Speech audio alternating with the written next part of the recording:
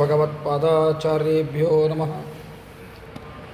ಶ್ರೀ ವೇದವ್ಯಾಸಾಯ ನಮಃ. ಹರಿ ಓಂ.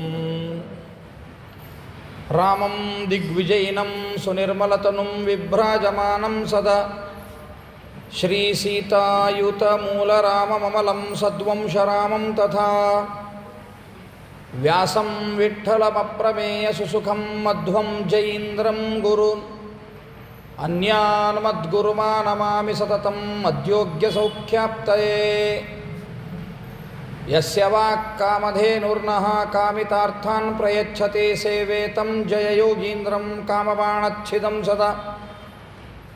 ತಪೋವಿದ್ಯಾವಿರಕ್ತ್ಯಾದಿ ಸದ್ಗುಣೌಘಾಕರಾನಹಂ ವಾದಿರಾಜಗುರೂನ್ ವಂದೇ ಹಯಗ್ರೀವದಯಾಶ್ರಯಾನ್. ಭಾವಬೋಧಕೃತಂ ಸೇವೆ ರಘುತ್ತಮಮಹಾಗುರುಂ ಯಚ್ಚಿಷ್ಯಶಿಷ್ಯಶಿಷ್ಯಾದ್ಯಾಃ ಟಿಪ್ಪಣ್ಯಾಚಾರ್ಯಸಂಜ್ಞಿತಾಃ. ಪೂಜ್ಯಾಯ ರಾಘವೇಂದ್ರಾಯ ಸತ್ಯಧರ್ಮರತಾಯ ಚ ಭಜತಾಂ ಕಲ್ಪವೃಕ್ಷಾಯ ನಮತಾಂ ಕಾಮಧೇನವೇ. ನೈವೇದ್ಯಗವಿಷಂ ರಾಮೇ ವೀಕ್ಷ್ಯ ತದ್ಭುಕ್ತಿಭಾಗ್ಗುರುಃ ಯೋ ದರ್ಶಯದ್ರವಿಂ ರಾತ್ರೌ ಸತ್ಯಬೋಧೋಸ್ತು ಮೇ ಮುದೇ. ಆಸೇತೋ ರಾತುಷಾರಾದ್ರೇಃ ಯೋಜಿಷೋ ಜಿತವಾನ್ ಮುಹುಃ ಸತ್ಯಧ್ಯಾನಗುರುಃಪಾತು ಯತೀಂದ್ರೈರಪಿ ಪೂಜಿತಃ. ಸತ್ಯಾಭಿಜ್ಞಕರಾಬ್ಜೋತ್ಥಾನ್ ಪಂಚಾಶದ್ವರ್ಷಪೂಜಕಾನ್ ಸತ್ಯಪ್ರಮೋದತೀರ್ಥಾರ್ಯಾನ್ ನೌಮಿನ್ಯಾಯ ಸುಧಾರತಾನ್. ಪ್ರಮೋದಕರಸಂಜಾತಾನ್ ದುರ್ಬೋಧಾರಣ್ಯಪಾವಕಾನ್ ಸತ್ಯಾತ್ಮಾಖ್ಯಗುರೂನ್ ವಂದೇ ಭಕ್ತ್ಯಾ ಸಜ್ಞಾನಸಿದ್ಧಯೇ. ಹರಿ ಓಂ ಹರಿ ಓಂ ಹರಿ ಓಂ. ವಂದೇ ವಂದಾರುಮಂದಾರಂ ವೃಂದಾವನ ವಿನೋದಿನಂ ವೃಂದಾವನ ಕಲಾನಾಥಂ ಪುರುಷೋತ್ತಮಮದ್ಭುತಂ. ನಾರಾಯಣಂ ನಮಸ್ಕೃತ್ಯ ನರಂ ಚೈವ ನರೋತ್ತಮಂ ದೇವೀಂ ಸರಸ್ವತೀಂ ವ್ಯಾಸಂ ತತೋ ಗ್ರಂಥಮುದೀರಯೇತ್. ನಿನ್ನೆ ದಿವಸ ಶ್ರೀಕೃಷ್ಣ ಪರಮಾತ್ಮ ದ್ರೌಪದಿಯ ಹಿಂದಿನ ಜನ್ಮದ ವೃತ್ತಾಂತವನ್ನು ತಿಳಿಸಿ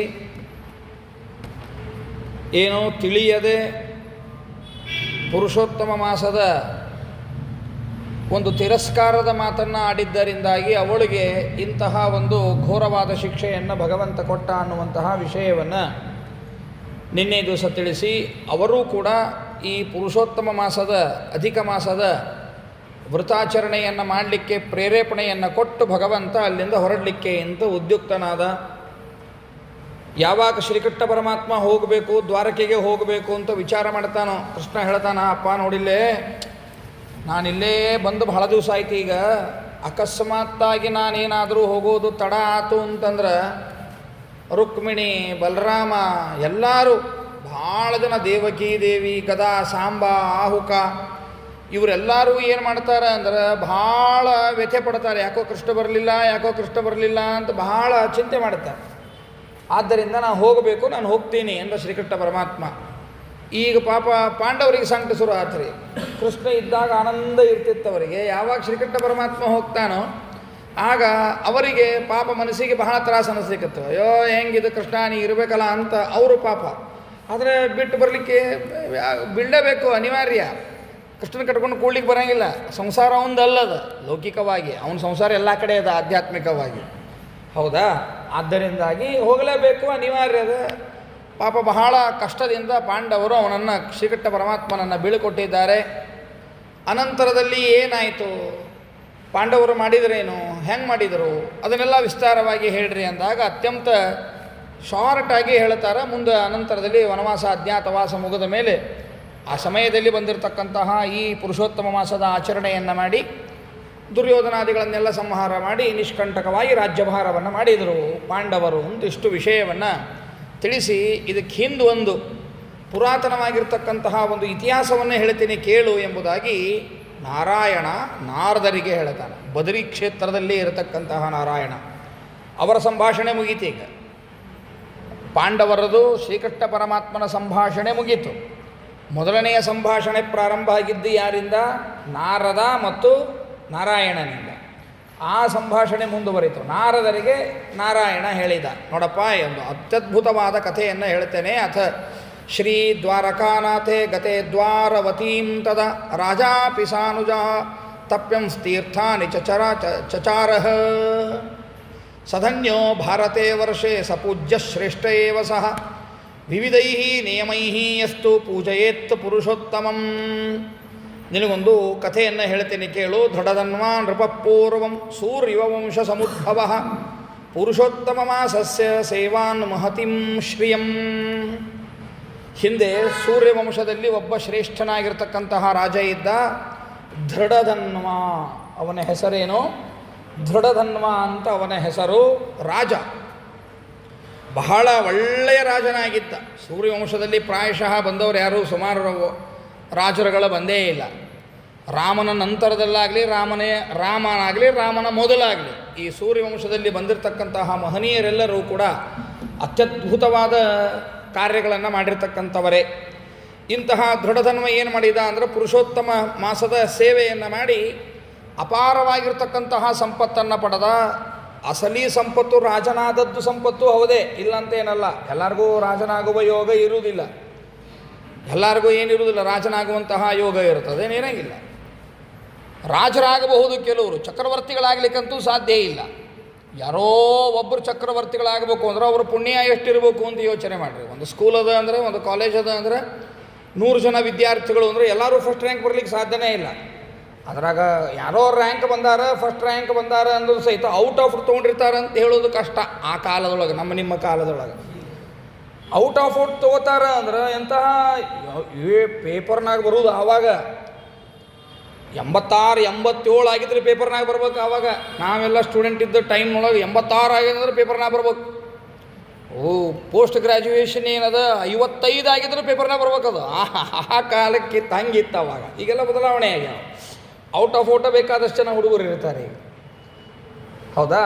ಆ ಕ್ರಮದೊಳಗೆ ಯಾರಾದರೂ ಏನಾದರೂ ಒಂದು ಸಾಧನೆ, ನೈಜವಾಗಿ ಸಾಧನೆ ಮಾಡಿದ್ದಾಗಿದ್ದರೆ ದೇವರಂತಹ ಫಲವನ್ನು ಕೊಡ್ತಾನೆ. ಅಂತಹ ಫಲ ನಮಗೆ ಸಿಗಬೇಕು ಅಂತಾಗಿದ್ದರೆ ಪುರುಷೋತ್ತಮ ಮಾಸದ ಆಚರಣೆಯನ್ನು ನಾವು ಮಾಡಬೇಕು ಅಂತನ್ನುವಂತಹ ಒಂದು ಧ್ವನಿ. ಪುರುಷೋತ್ತಮ ಮಾಸದ ನಿಯಾಮಕ ಪುರುಷೋತ್ತಮ. ಅವಾಗ ಹೇಳಬೇಕಾದ್ರೆ ಹೇಳೇನದನ್ನು, ಪುರುಷೋತ್ತಮ ಅಂದರೆ ಪುರುಷರಲ್ಲಿ ಉತ್ತಮ.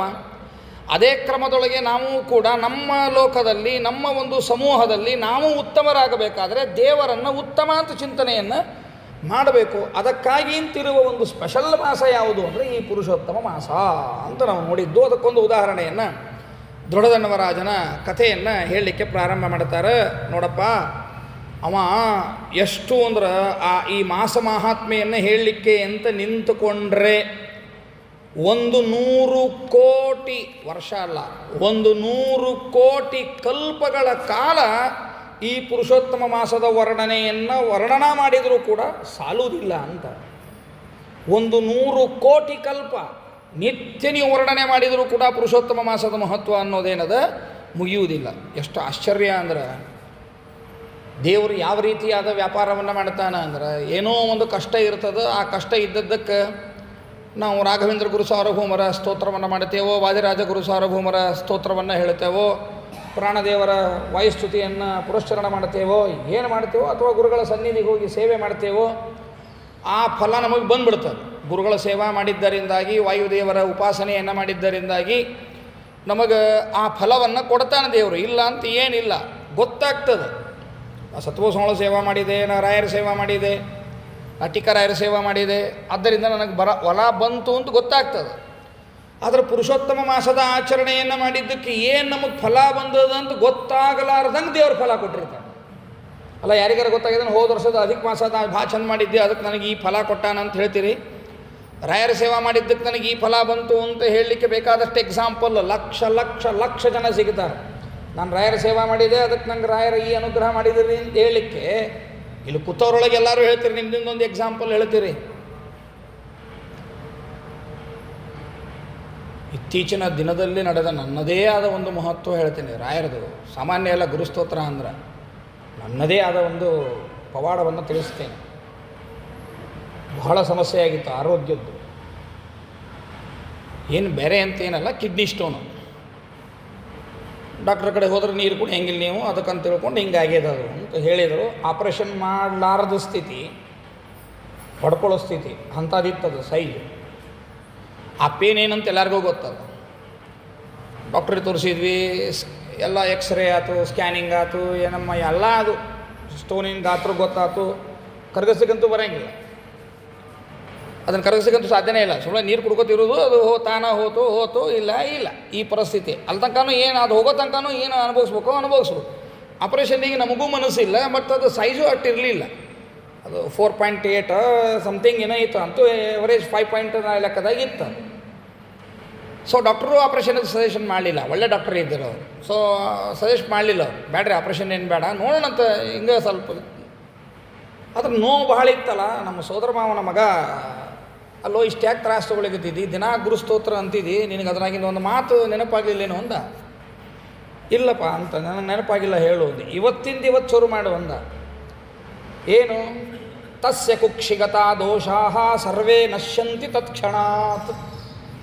ಈಗಿಂದೀಗ ಬಡ ಒಂದು ಬೆಳ್ಳಿ ವಾಟಕ ತಗೋ, ಅದರೊಳಗೆ ನೀರಿಡು, ಮ್ಯಾಲೆ ಕೈ ಇಡು, ಗುರುಸ್ತೋತ್ರ ಪೂರ್ತಿಯನ್ನು ಅನ್ಬೇಕಾದ್ರೆ ಇದೇನು ಮಾತು ಬರ್ತದಲ್ಲ, ಇದು ತಸ್ಯ ಕುಕ್ಷಿಗತ ದೋಷಾಃ ಸರ್ವೇ ನಶ್ಯಂತಿ ತತ್ಕ್ಷಣಾತ್ ಅಂತೇನು ಮಾತು ಬರ್ತದಲ್ಲ, ಇದನ್ನು ಅನ್ನು ನೀರು ಕುಡಿ. ಯಾಕೆ ಹೋಗಂಗಿಲ್ಲ ನೋಡೋಣ ಅದು ಅಂದ.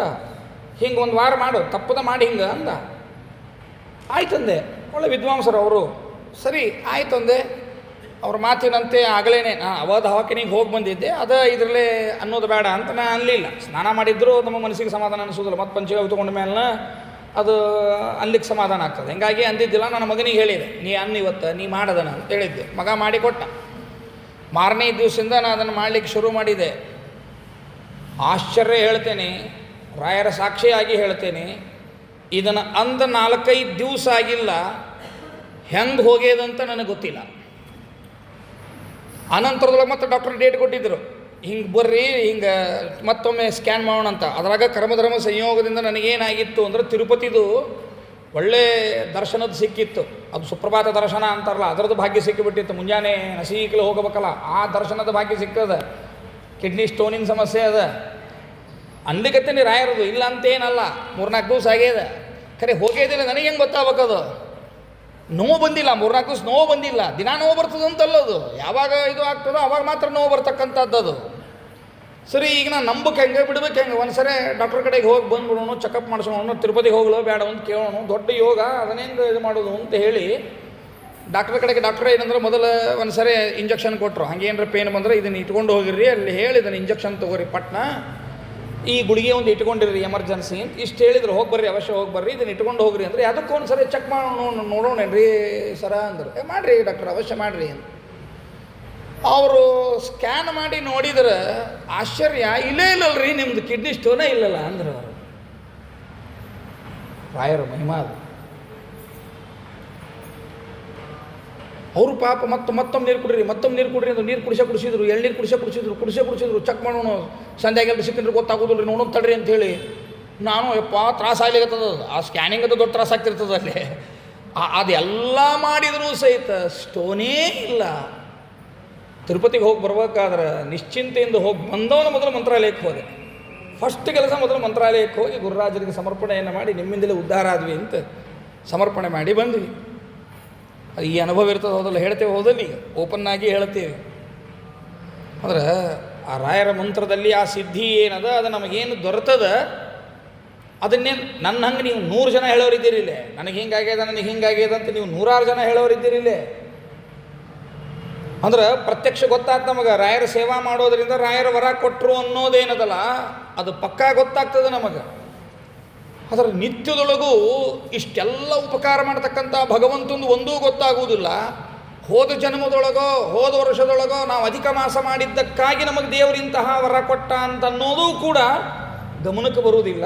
ಆದ್ದರಿಂದಲೇ ಭಗವಂತ ಏನು ಅಂದರೆ ಅವಿಜ್ಞಾತ ಸಖ ಅಂತ ಕರೀತಾರೆ ಅವನು. ಉಳಿದವ್ರು ಯಾರು ಅವಿಜ್ಞಾತ ಸಖರಲ್ಲ, ವಿಜ್ಞಾತ ಸಖರು. ನಾವು ಸೇವೆ ಮಾಡಿದ್ದು ನಮಗೆ ವರ ಕೊಟ್ಟರು. ವರ ಕೊಡೋದು ಹೊಡೆದ, ಅದು ಸಣ್ಣದಂತ ತಿಳಿಬೇಡ್ರಿ. ಮತ್ತು ಅವ್ರಿಗೆ ತಪಸ್ಸಿದ್ದಕ್ಕೆ ವರ ಸಿಕ್ಕಿರ್ತದೆ ಅಂಥೇಳೇ ನಾವು ಆರಾಮಿರ್ತೀವಿ, ಇಲ್ಲದೆ ಹೋದರೆ ಸಾಧ್ಯನೇ ಇಲ್ಲ. ಅವರು ವರ ಕೊಟ್ಟದ್ದು ದೊಡ್ಡದೇ. ಆದರೆ ಭಗವಂತ ವರ ಏನು ಕೊಡ್ತಾನೆ ಗೊತ್ತು ಸಹಿತ ಮಾಡೋದು. ನಿತ್ಯ ಬದುಕು ನಮ್ಮದು ಚಂದ ನಡೆದದ ಅಂದ್ರೆ ನಮಗೆ ಭಗವಂತನ ಅನುಗ್ರಹ ಇರ್ತದೆ. ಯಾವ ಜನ್ಮದಲ್ಲಿ ಅಧಿಕ ಮಾಸದ ಆಚರಣೆಯನ್ನು ಭಕ್ತಿ ಶ್ರದ್ಧಾಪೂರ್ವಕವಾಗಿ ಮಾಡಿರ್ತೇವೋ ಗೊತ್ತಿಲ್ಲ. ಇದನ್ನು ತಿಳ್ಕೋಬೇಕು ಅನ್ನೋ ಕಾರಣದಿಂದಲೇ ದೃಢಧನ್ವನ ಕಥೆ. ಹಂಗಾರೆ ಏನಾಯ್ತು? ದೃಢಧನ್ವ ರಾಜ, ಚಕ್ರವರ್ತಿ, ಬೇಕಾದಷ್ಟು ಸಂಪತ್ತು, ಎಷ್ಟು ಸಂಪತ್ತದ, ಎಷ್ಟು ಅಧಿಕಾರದ, ಅಷ್ಟೇ ವಿನಯ ಗುಣ, ಅಷ್ಟೇ ವಿಷ್ಣು ಭಕ್ತಿ. ಯಾವತ್ತೂ ಕೂಡ ಧರ್ಮ ಮಾರ್ಗದಿಂದ ಚ್ಯುತನಾದವನಲ್ಲ. ಯಾವ ಸಂದರ್ಭದೊಳಗೂ ಕೂಡ ಬಿಟ್ಟಿಲ್ಲ ಪಾಪ. ಅದು ಹೈಹಯ ದೇಶ ಚಿತ್ರಧರ್ಮ ಅಂತವರ ತಂದೆಯ ಹೆಸರು, ಅವನ ಮಗನೇ ಈ ದೃಢಧನ್ವ ಅಂತ. ಅವನಿಗೆ ಅತ್ಯಂತ ಭಾರಿ ಎಷ್ಟು ಚಂದ ಹೇಳ್ತಾರೆ ಅವನ ಬಗ್ಗೆ ಅಂತಂದ್ರೆ, ಭಾಳ ತೇಜಸ್ವಿಯಾಗಿದ್ದ, ಸರ್ವಗುಣ ಸಂಪನ್ನನಾಗಿದ್ದ, ಸತ್ಯವಾಗ್ಮಿಯಾಗಿದ್ದ, ಧಾರ್ಮಿಕನಾಗಿದ್ದ, ಭಾಳ ಪ್ರಖ್ಯಾತ ಆಗಿದ್ದ. ಇಡೀ ಊರು ತುಂಬ ಅಲ್ಲ, ಬೇರೆ ಬೇರೆ ದೇಶಗಳಲ್ಲಿಯೂ ಕೂಡ ನಮ್ಮ ದೇಶದ ರಾಜ ಹಿಂಗಿರಬೇಕು ಅಂತ ಎಕ್ಸಾಂಪಲ್ ಕೊಡುವ ರೀತಿಯಲ್ಲಿ ಅವನ ಜೀವನ ಇತ್ತು. ವಿಸ್ತಾರವಾದ ಎದೆ ಇತ್ತು, ವಿಶಾಲವಾದ ನೇತ್ರಗಳಿತ್ತು, ದೀರ್ಘವಾದ ಬಾಹುಗಳಿದ್ದವು. ಇಂತಹ ಮಹಾನುಭಾವ ಏನಿದ್ದ ಅಂದರೆ, ಚಿಕ್ಕವನಿದ್ದಾಗ ಗುರುಕುಲದಲ್ಲಿ ಅಧ್ಯಯನವನ್ನು ಮಾಡಿದ, ಶ್ರದ್ಧಾಪೂರ್ವಕವಾಗಿ ಗುರುಗಳ ಸೇವೆಯನ್ನು ಮಾಡಿದ. ಅನಂತರದಲ್ಲಿ ಗುರುಗಳಿಗೆ ಏನು ದಕ್ಷಿಣೆ ಕೊಡಬೇಕೋ ಕೊಟ್ಟ. ತಿರ್ಗಾ ಮತ್ತೆ ಬಂದ ಕ್ಷಣಕ್ಕೆ ಅಪ್ಪನ ಮನೆಗೆ ಬಂದು ಪ್ರಜೆಗಳಿಗೆ ಆನಂದವನ್ನು ಕೊಡ್ತಕ್ಕಂತಹ ಕೆಲಸವನ್ನು ಮಾಡುತ್ತಿದ್ದ. ಇದನ್ನು ಗಮನಿಸಿ ಚಿತ್ರಧನ್ವರಾಜನಿಗೆ ಬಹಳ ಸಂತೋಷ ಆಗಿ ಅವನನ್ನು ಪಟ್ಟ ಕಡ್ತಾನ.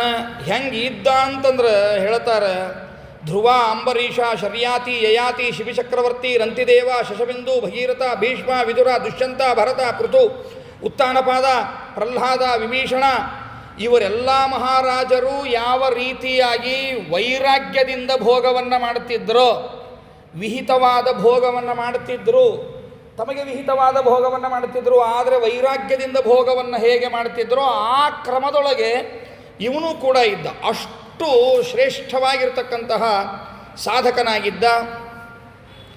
ಏನು ಮಾಡಿದ ಅಂದರೆ, ಅವ ತನ್ನ ತಂದೆಗೆ ವಿಶ್ವಾಸ ಬಂತು, ನನ್ನ ಮಗ ಬಹಳ ಚಂದ ಧಾರ್ಮಿಕವಾಗಿ ರಾಜ್ಯಭಾರವನ್ನು ಮಾಡಿಕೊಂಡಿದ್ದಾನೆ, ಇನ್ನೇನು ತೊಂದರೆ ಇಲ್ಲ, ನಾ ಇಲ್ಲಿಂದ ಹೊರಟ್ರಾಯಿತು ಅಂತ ಹೇಳಿ ಅವ ಅಲ್ಲಿಂದ ಹೊರಟೋದ. ಎಲ್ಲಿ ಹೋದ ಅಂದ್ರೆ ವೈರಾಗ್ಯ. ಅವಾಗಿನ ಕಾಲನೇ ಹೆಂಗಿತ್ತು, ಮಕ್ಕಳ ಮದುವೆ ಆಯ್ತು ಅಂದ್ರೆ ವಾನಪ್ರಸ್ಥಾಶ್ರಮಕ್ಕೆ ಅಂತ ಹೋಗಿಬಿಡ್ತಿದ್ರು ಅವ್ರು. ಹೀಗಾಗಿ ಅತ್ತಿ ಸೊಸಿ ಜಗಳ ಪಬ್ಲಿಕ್ ಬರೋತಿದ್ದಿಲ್ಲ ಅವು, ಯಾಕಂದ್ರೆ ಆಗತ್ತಿದ್ದಿಲ್ಲ. ಯಾಕೆ ಅತ್ತಿ ಸೊಸಿ ಜಗಳ ಆಗ್ತಿದ್ದಿಲ್ಲ? ಮದುವೆ ಆದ್ಕೊಂಡು ಹೋಗೇ ಬಿಡ್ತಿದ್ರು ಅವರು. ಬದ್ರಿ ಯಾತ್ರಾ ಅಂತ ಹೋದ್ರೆ ಒಂದು 4 ತಿಂಗಳು 6 ತಿಂಗಳು ಬಂದಮೇಲೆ ಬಂದರು ದೊಡ್ಡ ಸಮಾರಾಧನೆ, ಬದ್ರಿ ಮಹಾ ಸಮಾರಾಧನೆ ಅಂತ ಬಂದ್ರಪ್ಪ ಅಂತ ಅಂದ್ರೆ ಅಷ್ಟು ಖುಷಿ ಆಗ್ತಿತ್ತು. ಈಗ ಹಂಗಲ್ಲ, ಈಗ ವಿಮಾನದಾಗ ಇವತ್ತು ಹೋಗ್ತಾರೆ, ನಾಳೆಗೆ ಅಂದ್ರೆ ಬಂದುಬಿಟ್ಟಿರ್ತಾರೆ, ಬದ್ರಿ ಸಮಾರಾಧನೆ ಇಲ್ಲ, ಇದ್ರಿ ಸಮಾರಾಧನೆ ಇಲ್ಲ, ಮನೆಯಾಗ ಕೂಡ್ತಾರೆ. ಅತ್ತಿನ ಕಂಡ್ರೆ ಸೊಸಿಗೆ ಆಗೋದಿಲ್ಲ, ಸೊಸಿನ ಕಂಡ್ರೆ ಅತ್ತಿಗೆ ಆಗೋದಿಲ್ಲ.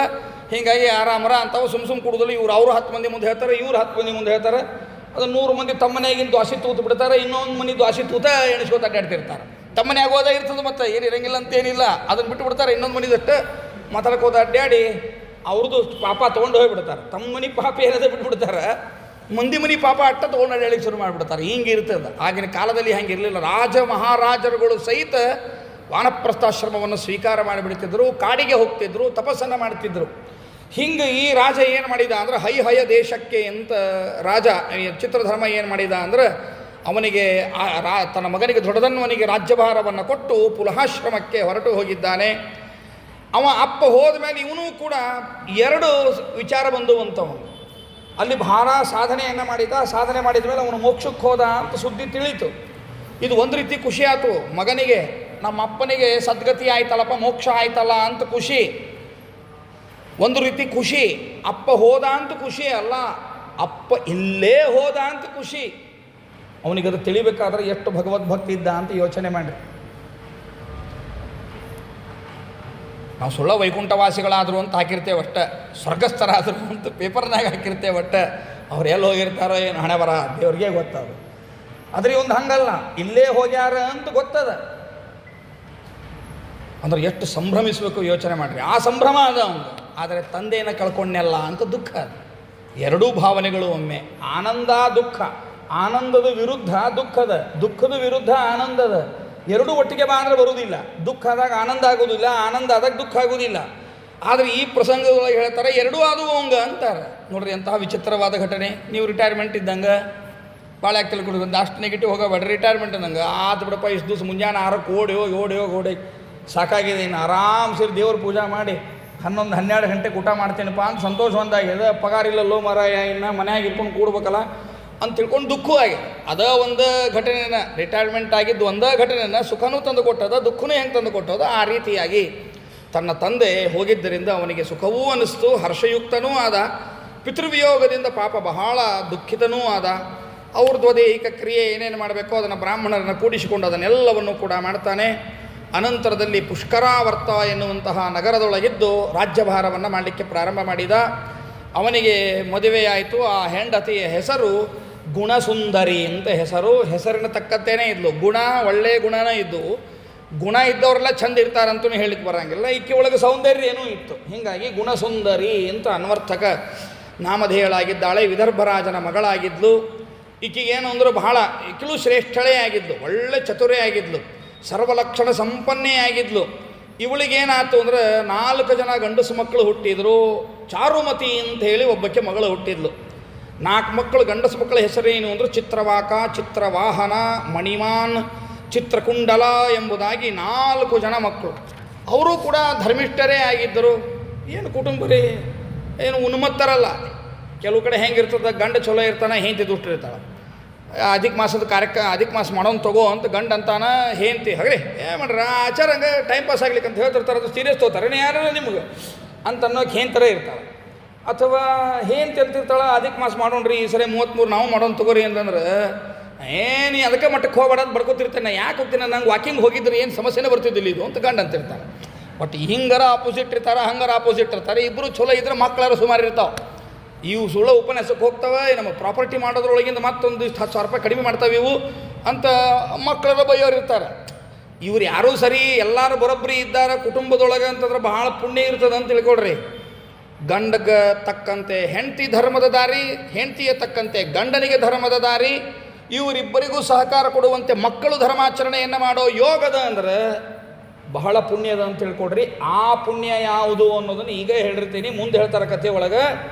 ಅಧಿಕ ಮಾಸ ಮಹಾತ್ಮೆಯನ್ನು ಶ್ರದ್ಧೆಯಿಂದ ತಿಳಿದು ಹೋದ ಜನ್ಮದಲ್ಲಿ ಇವನು ಆಚರಣೆ ಮಾಡಿದ್ದಕ್ಕಾಗಿ ಅವನಿಗೆ ಇಂತಹ ಒಂದು ದೊಡ್ಡದಾದ ಸೌಭಾಗ್ಯ ಸಿಕ್ಕಿತ್ತು. ಇವತ್ತು ನಾವೇನು ತಿಳ್ಕೋಬೇಕು ಅಂದರೆ, ಅಲ್ಲಿ ನೆಗೆಟಿವ್ ಇದ್ದರೆ ಇಲ್ಲಿ ಪಾಸಿಟಿವ್, ಇಲ್ಲಿ ಪಾಸಿಟಿವ್ ಇದ್ದರೆ ಅಲ್ಲಿ ನೆಗೆಟಿವ್, ಎರಡೂ ಪಾಸಿಟಿವ್ ಇದ್ದಾಗ ಇನ್ನೊಂದು ಕಡೆಗೆ ಎಲ್ಲೋ ನೆಗೆಟಿವ್.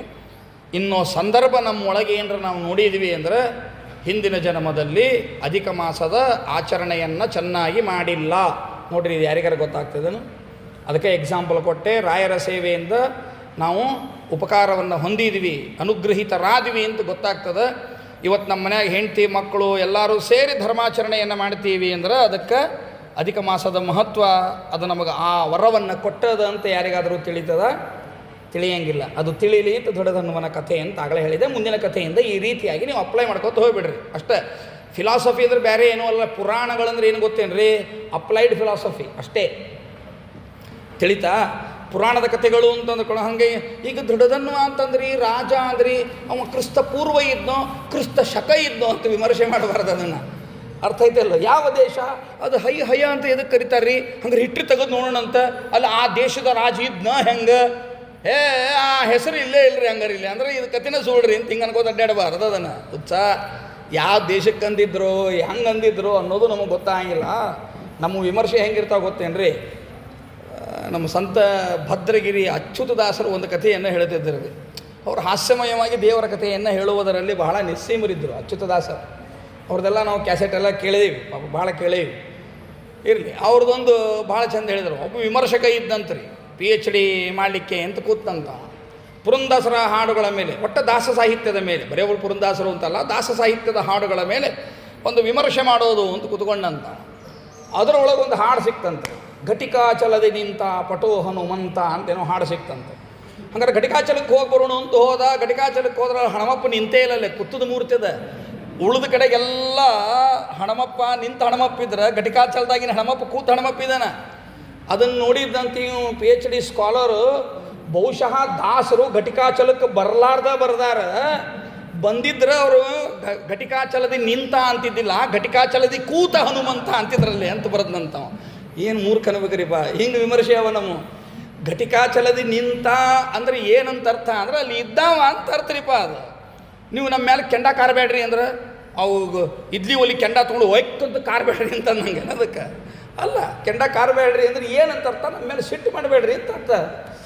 ನಮ್ಮ ಶ್ರೀಮದಾಚಾರ್ಯ ಹೇಳ್ತಾರೆ, ಪುರಾಣಗಳಲ್ಲಿ ಬಂದಿರತಕ್ಕಂತಹ ಕಥೆಗಳೇನಿರ್ತಾವ ಅಂದ್ರೆ ಶಿಕ್ಷಾಗ್ರಾಹ್ಯ ವಿಶೇಷತಃ ನ ಅರ್ಥ ಕಥಂಚನ ಅಂತಾರೆ ಶ್ರೀಮದಾಚಾರ್ಯರು. ನಾ ಹೇಳಿದೆ ಅಂದರೆ ಹೊಸದೇನೋ ಹೇಳಿದೆ ಅಂತ ತಿಳ್ಕೊಬೇಡ್ರಿ. ಶ್ರೀಮದಾಚಾರ್ಯರ ಮಾತನ್ನು ಕನ್ನಡೀಕರಣ ಮಾಡಿ ಶ್ರೀಮದಾಚಾರ್ಯ ಹೇಳ್ತಾರೆ, ಪುರಾಣಗಳು ಅಂದ್ರೆ ಅಪ್ಲೈಡ್ ಫಿಲಾಸಫಿ ಅಂತ ಹೇಳ್ತಾರೆ. ಅದನ್ನು ಅಂದರೆ ಈ ಕಥೆ ಬಂತು ಅಂತಂದ್ರೆ ಆ ಕಥೆಯಿಂದ ಬರ್ತಕ್ಕಂತಹ ತತ್ವವನ್ನು ತಿಳಿದು ನಮ್ಮ ಜೀವನದೊಳಗೆ ನಾವು ರೂಢಿಸ್ಕೋಬೇಕು, ಅದನ್ನು ಅಪ್ಲೈ ಮಾಡ್ಕೋಬೇಕು. ಅದನ್ನು ತಿಳಿಸ್ಕೊಳ್ಳಿಕ್ಕಾಗಿ ಪುರಾಣಗಳಲ್ಲಿ ಕಥೆ ಇರ್ತಾವ ಅನ್ನೋದನ್ನು ತಿಳಿಸಿಕೊಡ್ತಾರೆ. ಅಂದಾಕ್ಷಣಕ್ಕೆ ದೊಡ್ಡದನ್ವ ಅನ್ನೋ ಇದ್ದಿದ್ದಿಲ್ಲ ಹಂಗಾರೆ ಸುಳ್ಳ ಕಾಲ್ಪನಿಕ ಕಥೆ ಅಂತಲೂ ತಿಳಿಬೇಡ್ರಿ. ಇದ್ದ ಇರ್ತಾನೆ, ಘಟನೆ ನಡೆದಿರ್ತದೆ. ಆ ಘಟನೆಯಿಂದ ತಿಳಿಯುವ ತತ್ವಕ್ಕೆ ನಾವು ಪ್ರಾಧಾನ್ಯತೆಯನ್ನು ಕೊಡಬೇಕು ಅನ್ನುವಂತಹ ವಿಚಾರವನ್ನು ಇಲ್ಲಿ ತಿಳಿಸಿಕೊಡ್ತಾರೆ. ಸರಿ, ಅಂತೂ ಇಷ್ಟೆಲ್ಲ ಪಾಪ ಬಹಳ ವೈಭವದಿಂದ ಇದ್ದ. ಅವನಿಗೆ ಅನ್ನಿಸ್ತಂತ ಒಂದ್ಸಲ ಅನೇಕ ದಾನ ಧರ್ಮಗಳನ್ನು ಮಾಡ್ತಿದ್ದ. ಯಾವತ್ತೂ ಪ್ರತಿನಿತ್ಯ ಸಿಂಹಾಸನದೊಳಗೆ ಬಂದು ಕೂಡಬೇಕಾದ್ರೆ ಬ್ರಾಹ್ಮಣರಿಗೆ ಯಥೇಷ್ಟವಾಗಿ ದಕ್ಷಿಣೆ ದಾನಗಳನ್ನು ಕೊಟ್ಟೆ ಸಿಂಹಾಸನವನ್ನು ಏರಬೇಕು. ಆ ಸ್ಥಿತಿ ಒಳಗೆ ಇದ್ದ ಪಾಪ. ಬ್ರಾಹ್ಮಿ ಮುಹೂರ್ತದೊಳಗೆ ಎದ್ದ ಒಂದು ದಿವಸ. ದೇವ, ಋಷಿ, ಗುರುಗಳು, ಪಿತೃಗಳು ಏನಿದ್ದಾರೋ ಅವರಿಗೆಲ್ಲ ತರ್ಪಣಾದಿಗಳನ್ನು ಕೊಟ್ಟ. ಬ್ರಾಹ್ಮಣರಿಗೆ ನಾನಾ ಪ್ರಕಾರದ ವಸ್ತುಗಳನ್ನೂ ದಾನ ಮಾಡಿ ಕೊಡ್ತಾನೆ. ಅನಂತರದಲ್ಲಿ ಅವನಿಗೆ ಬೇಟೆ ಆಡಬೇಕು ಅನ್ನಿಸ್ತು. ಕುದುರೆ ಏರಿದ, ಬೇಟೆ ಆಡ್ತಾ ಹೋಗಿದ್ದಾನೆ. ಒಂದು ಕಾಡಿನೊಳಗೆ ಪ್ರವೇಶ ಮಾಡಿದ. ಅನೇಕ ಕೆಟ್ಟ ಕಾಡು ಪ್ರಾಣಿಗಳನ್ನು ಸಂಹಾರ ಮಾಡಿದ. ಒಂದು ಮೃಗ ಸಿಕ್ತು. ಆ ಮೃಗಕ್ಕೆ ಬಾಣ ಹೊಡೆದ. ಅದು ತಪ್ಪಿಸಿಕೊಂಡು ಓಡಿ ಹೋಗ್ಲಿಕ್ಕೆ ಶುರು ಮಾಡ್ತು. ಜಿಂಕಿ ಅದರಿಂದ ಬೆನ್ನು ಹತ್ಕೊಂಡು ಹೋದ. ಅದು ಆ ಕಾಡು ಬಿಟ್ಟು ಬೇರೆ ಕಾಡಿನೊಳಗೆ ಪ್ರವೇಶ ಮಾಡ್ತು. ಅದ್ರ ಹಿಂದೆ ಬೆನ್ನು ಹತ್ಕೊಂಡೇ ಹೋದ. ಆಯಾಸ ಆತು. ಅಲ್ಲೇ ಒಂದು ದೊಡ್ಡದಾದ ಸರೋವರ ನೋಡಿದ. ಆ ಸರೋವರ ಎಷ್ಟು ದೊಡ್ಡದಿತ್ತು ಅಂತಂದ್ರೆ ಸಮುದ್ರದಟ್ಟು ದೊಡ್ಡದಿತ್ತಂತ ಆ ಸರೋವರ. ಆ ಸರೋವರದೊಳಗೆ ಇಳಿದ, ಸ್ನಾನ ಮಾಡಿದ, ಆಯಾಸವನ್ನು ಕಳ್ಕೊಂಡ, ನೀರು ಕುಡ್ದ. ಹಂಗಾರೆ ಈ ಆಯಾಸ ಕಳ್ಕೊಳ್ಳಿಕ್ಕೆ ಸ್ವಲ್ಪ ಹೊತ್ತು ಗಿಡದ ಬುಡಕ್ಕೆ ಕೂಡೋಣ ಅಂತಂದು ಗಿಡದ ಬುಡಕ್ಕೆ ಕುತ್ಕೊಂಡಂತೆ. ಆ ಗಿಡದ ಮೇಲೆ ಒಂದು ಗಿಳಿ ಕೂತಿತ್ತು. ಆ ಗಿಳಿ ಈ ಶ್ಲೋಕ ಹೇಳ್ತಂತ ರಾಜನನ್ನು ನೋಡಿ. ಅದು ಭಾಳ ಚಂದ ಮನುಷ್ಯರಂತೆ ಮಾತಾಡ್ತಿತ್ತಂಥದ್ದು. ಆ ಗಿಳಿ ಒಂದು ಶ್ಲೋಕವನ್ನು ಮೇಲಿಂದ ಮೇಲೆ ಪಾರಾಯಣ ಮಾಡಿಕತ್ತು. ವಿದ್ಯಮಾನಾತುಲ ಸುಖಂ ಆಲೋಕ್ಯಾತೀವ ಭೂತಲೆ ನ ಚಿಂತಯಸಿ ತತ್ವಂ ತ್ವಂ ತತ್ಕಥಂ ಪಾರಮೇಶ್ಯಸಿ ವಾರವಾರಮಿದಂ ಪದ್ಯಂ ಪಪಾಟ ನೃಪತೆ ಪುರಃ. ಈ ರೀತಿಯಾಗಿ ಆ ಶ್ಲೋಕವನ್ನು ಹಗಲೆಲ್ಲ ಜಪ ಮಾಡಿದಂಗೆ ಹೇಳಿಕತ್ತಂಥದ್ದು. ರಾಜನನ್ನು ನೋಡೋದು, ಈ ಶ್ಲೋಕವನ್ನು ಹೇಳೋದು, ರಾಜನನ್ನು ನೋಡೋದು, ಈ ಶ್ಲೋಕವನ್ನು ಹೇಳೋದು. ಸಾಮಾನ್ಯವಾಗಿ ರಾಜನಿಗೆ ಅದರ ಅರ್ಥ ಆಯ್ತು, ಸ್ವಲ್ಪ ಮಟ್ಟಿಗೆ ಅರ್ಥ ಆಯ್ತು. ಹೇ ರಾಜ, ಈ ಪೃಥ್ವಿ ಮೇಲೆ ಸದ್ಯಕ್ಕೆ ನಿನಗೆ ಪ್ರಾಪ್ತವಾಗಿರ್ತಕ್ಕಂತಹ ಈ ಅತುಲವಾದ ಐಶ್ವರ್ಯ ಏನದಲ್ಲ, ಈ ಐಶ್ವರ್ಯದ ಸುಖವನ್ನೇ ವಿಚಾರ ಮಾಡ್ತಾ ಈ ಸುಖದೊಳಗೆ ಇದ್ದು ತತ್ವ ವಿಚಾರವನ್ನೇ ಕಡೆಗಾಣಿಸಿ ಬಿಟ್ಟಿಯಲ್ಲ ಮಾರಾಯ ಅಂತ ಇಷ್ಟೇ ಅರ್ಥ. ಕರೆಯುವ ತತ್ವ ವಿಚಾರವನ್ನು ಬಿಟ್ಟೂ ಇಲ್ಲ. ಗುರುಗಳಿಂದ ಅಧ್ಯಯನ ಮಾಡಿ ಬಂದಾನ, ತಿರ್ಗಾ ಅದರ ಬಗ್ಗೆ ಜಿಜ್ಞಾಸೆಯನ್ನು ಮಾಡ್ತಾನೆ. ತತ್ವದ ಬಗ್ಗೆ ಅವ ಬಿಟ್ಟೂ ಇಲ್ಲ. ಹೋಗಲಿ, ಅಧರ್ಮಿಷ್ಠನಾಗಿದ್ದ ರಾಜನಿದ್ದ, ಅವನು ಅದೂ ಅಲ್ಲ, ಧರ್ಮಿಷ್ಠನಾಗಿರ್ತಕ್ಕಂತಹ ರಾಜನೇ ಆಗಿದ್ದ. ಇಷ್ಟೆಲ್ಲ ಇರುವಾಗಲೂ ಇದೇನಲ್ಲಿಕತ್ತಂದ್ರೆ ಹಂಗಾರೆ ಏನೋ ಒಂದು ರಹಸ್ಯದ ಇದರೊಳಗೆ ಅಂತ ಅನ್ನಿಸ್ತು. ಪಾಪ ಭಾಳ ತಲೆ ಕೆಡಿಸ್ಕೊಂಡ, ಏನು ಅರ್ಥ ಆಗಲಿಲ್ಲ. ಅರಮನೆಗೆ ಬಂದಾದ ಮೇಲೆ ಏನೂ ಮೂಡಿಲ್ದಂಗೆ ಕೂತ್ಬಿಟ್ಟ. ಪಾಪ ಭಾಳ ಹೆಂಡತಿ ಸಮಾಧಾನ ಮಾಡಿದ್ಲು. ಯಾಕೆ, ಏನಾಗಿದೆ ಹೇಳ್ರಿ ಅಂದ್ಲು. ಏನೂ ಉತ್ತರ ಕೊಡಲಿಲ್ಲ. ಪಾಪ ಏನು ನನ್ನಿಂದ ತಪ್ಪಾಗ್ಯದೋ ಅಥವಾ ಅಂತಃಪುರದ ಜನಗಳಿಂದ ಏನಾದರೂ ತಪ್ಪಾಗ್ಯದೋ, ಯಾರಿಂದ ಏನಾದರೂ ಅನಾಹುತ ಆಗ್ಯದೇನೋ ಅಂತ ಪಾಪ ಬಹಳ ಯೋಚನೆಯನ್ನು ಮಾಡಿದ್ಲು. ಏನು ಉತ್ತರ ಕೊಡಲಿಲ್ಲ. ತನ್ನ ಊಟ ಎಟ್ಟಿತ್ತೋ ಅಟ್ಟು ಮಾಡ್ತಿದ್ದ. ಎಲ್ಲ ಕಳ್ಕೊಂಡವ್ರಿಗತ್ತು ಸುಮ್ಮನೆ ಇರ್ತಿದ್ದ. ಖರೆ ರಾಜ್ಯದೊಳಗೆ ಯಾವುದೂ ಏನೂ ತೊಂದರೆ ಆಗಿಲ್ಲ. ಹೀಗಾಗಿ ಪಾಪ ಗುಣಸುಂದರಿಗೆ, ಮಹಾರಾಣಿಗೆ ಸಮಸ್ಯೆ ಶುರು ಆಯ್ತು. ಯಾಕೆ ಹಿಂಗೆ? ಅಷ್ಟರೊಳಗೆ ರಾಮಾಯಣವನ್ನು ಬರೆದಿರತಕ್ಕಂತಹ ಮಹಾನುಭಾವರಾದ ವಾಲ್ಮೀಕಿ ಮಹರ್ಷಿಗಳು ಬರುತ್ತಾರೆ. ವಾಲ್ಮೀಕಿ ಮಹರ್ಷಿಗಳಿಗೆ ಎದ್ದು ಆದರಾತಿಥ್ಯವನ್ನು ಸ್ವೀಕಾರ ಮಾಡಿ ಅವರ ಪಾದಪೂಜೆಯನ್ನು ಮಾಡಿ ಆ ಪಾದೋದಕವನ್ನು ಶಿರಸಾಧಾರಣ ಮಾಡ್ತಾನಂತ. ಉದ್ದೇಶಪೂರ್ವಕವಾಗಿ ಹೇಳ್ತಾರೆ ಆ ಮಾತನ್ನು. ಮಹಾನುಭಾವರಾದ ಗುರುಗಳು ಮನೆಗೆ ಬಂದಾಗ ಅವರ ಪಾದಪೂಜೆಯನ್ನು ಮಾಡಿದ್ವಿ ಅಂದ್ರೆ ಆ ಪಾದೋದಕವನ್ನು ಶಿರಸಾಧಾರಣ ಮಾಡಬೇಕು. ಗುರುಗಳ ಪಾದೋದಕದಲ್ಲಿ ಸರ್ವತೀರ್ಥಗಳ ಸನ್ನಿಧಾನ ಇರುತ್ತದೆ. ಸಕಲ ಆಪತ್ತುಗಳನ್ನು ಪರಿಹಾರ ಮಾಡತಕ್ಕಂಥದ್ದು ಇರ್ತದೆ. ಸ್ವತಃ ವಾಲ್ಮೀಕಿ ಮಹರ್ಷಿಗಳಾಗಲಿಕ್ಕೆ ಅವರ ಹಿಂದಿನ ಜನ್ಮದಲ್ಲಿ ದೇವಲ ಋಷಿಗಳ ಪಾದೋದಕವನ್ನು ತಲೆ ಮೇಲೆ ಪ್ರೋಕ್ಷಣ ಅವನ ಹೆಂಡತಿ ಮಾಡಿಸಿದ್ಲು ಅನ್ನೋ ಕಾರಣಕ್ಕಾಗಿ ಈಗ ಅವರು ವಾಲ್ಮೀಕಿ ಋಷಿಗಳ ಮಕ್ಕಳಾಗಿ ವಾಲ್ಮೀಕಿಗಳಾದರು ಅಂತ ವೈಶಾಖ ಮಾಸ ಮಹಾತ್ಮೆಯಲ್ಲಿ ಬರುತ್ತದೆ. ವ್ಯಾಧನಾಗಿ ಬದಲಾವಣೆ ಆದದ್ದು ಬೇರೆ, ಹಿಂದಿನ ಜನ್ಮದ ಕಥೆ. ವಾಲ್ಮೀಕಿ ಮಹರ್ಷಿಗಳ ಮೊದಲನೆಯ ಜನ್ಮದ ಕಥೆ ಹೇಳಬೇಕಾದ್ರೆ ಬ್ರಾಹ್ಮಣ, ದುಷ್ಟ ಬ್ರಾಹ್ಮಣ, ನೀತಿಗೆಟ್ಟ ಬ್ರಾಹ್ಮಣ, ಯಾವುದು ಪ್ರಯೋಜನಕ್ಕೆ ಬಾರದ, ಬ್ರಾಹ್ಮಣರು ಮಾಡಬಾರದ ಎಲ್ಲ ಕೆಲಸಗಳನ್ನು ಮಾಡಿದವ. ಹೀಗಾಗಿ ದೇವಲರು ಇವನಿಗೆ ಔಷಧಿಯನ್ನೂ ಕೊಳ್ಳಿಲ್ಲ. ರೋಗ ಬಂದುಬಿಡ್ತು, ಸಾಯೋ ಮುಂದೆ ಔಷಧಿನೇ ಕೊಳ್ಳಿಲ್ಲ ದೇವಲರು. ಇವ ರೋಗಗ್ರಸ್ತನಾಗಿ ಬಿದ್ದಾಗ ಇವನ ಹೆಂಡತಿ ದೇವಲರ ಪಾದಪೂಜೆಯನ್ನು ಮಾಡಿ, ಗಂಡನ ಅನುಮತಿಯನ್ನು ತಗೊಂಡು ಪಾದಪೂಜೆಯನ್ನು ಮಾಡಿ, ಇವರು ಔಷಧಿ ಕೊಳ್ಳಿಲ್ಲ, ನಾ ಹೋಗಲಿ ಬಿಡು ಹಂಗಾರ ಅಂತ ಹೇಳಿ ಆ ಪಾದೋದಕವನ್ನು ಇವರ ಮೇಲೆ ಪ್ರೋಕ್ಷಣೆ ಮಾಡಿದ್ಲು. ಪ್ರಾಣ ಬಿಟ್ಟ. ಮುಂದಿನ ಜನ್ಮದಲ್ಲಿ ವ್ಯಾಧನಾಗಿ ಹುಟ್ಟಿದ, ಕ್ರೂರ ಕರ್ಮಗಳನ್ನೇ ಮಾಡ್ತಿದ್ದ. ಒಂದು ಸಾರಿ ಬ್ರಾಹ್ಮಣ ಅಯೋಧ್ಯಕ್ಕೆ ಹೊರಟಿದ್ದ. ಸರಿಯೂ ನದಿ ತೀರ್ಥಕ್ಕೆ ಹೋಗಿ ಸರಿಯೂ ನದಿಯಲ್ಲಿ ಸ್ನಾನ ಮಾಡಬೇಕು ಅಂತ ಇದೇ ವೈಶಾಖ ಮಾಸದೊಳಗೆ ಹೊರಟಿದ್ದ. ಹೊರಟಾಗಿ ಈ ವ್ಯಾಧ ಏನಿದ್ದಾನೋ ಕ್ರೂರ ಕರ್ಮಗಳನ್ನೇ ಮಾಡ್ಕೊಂಡಿದ್ದಾವ.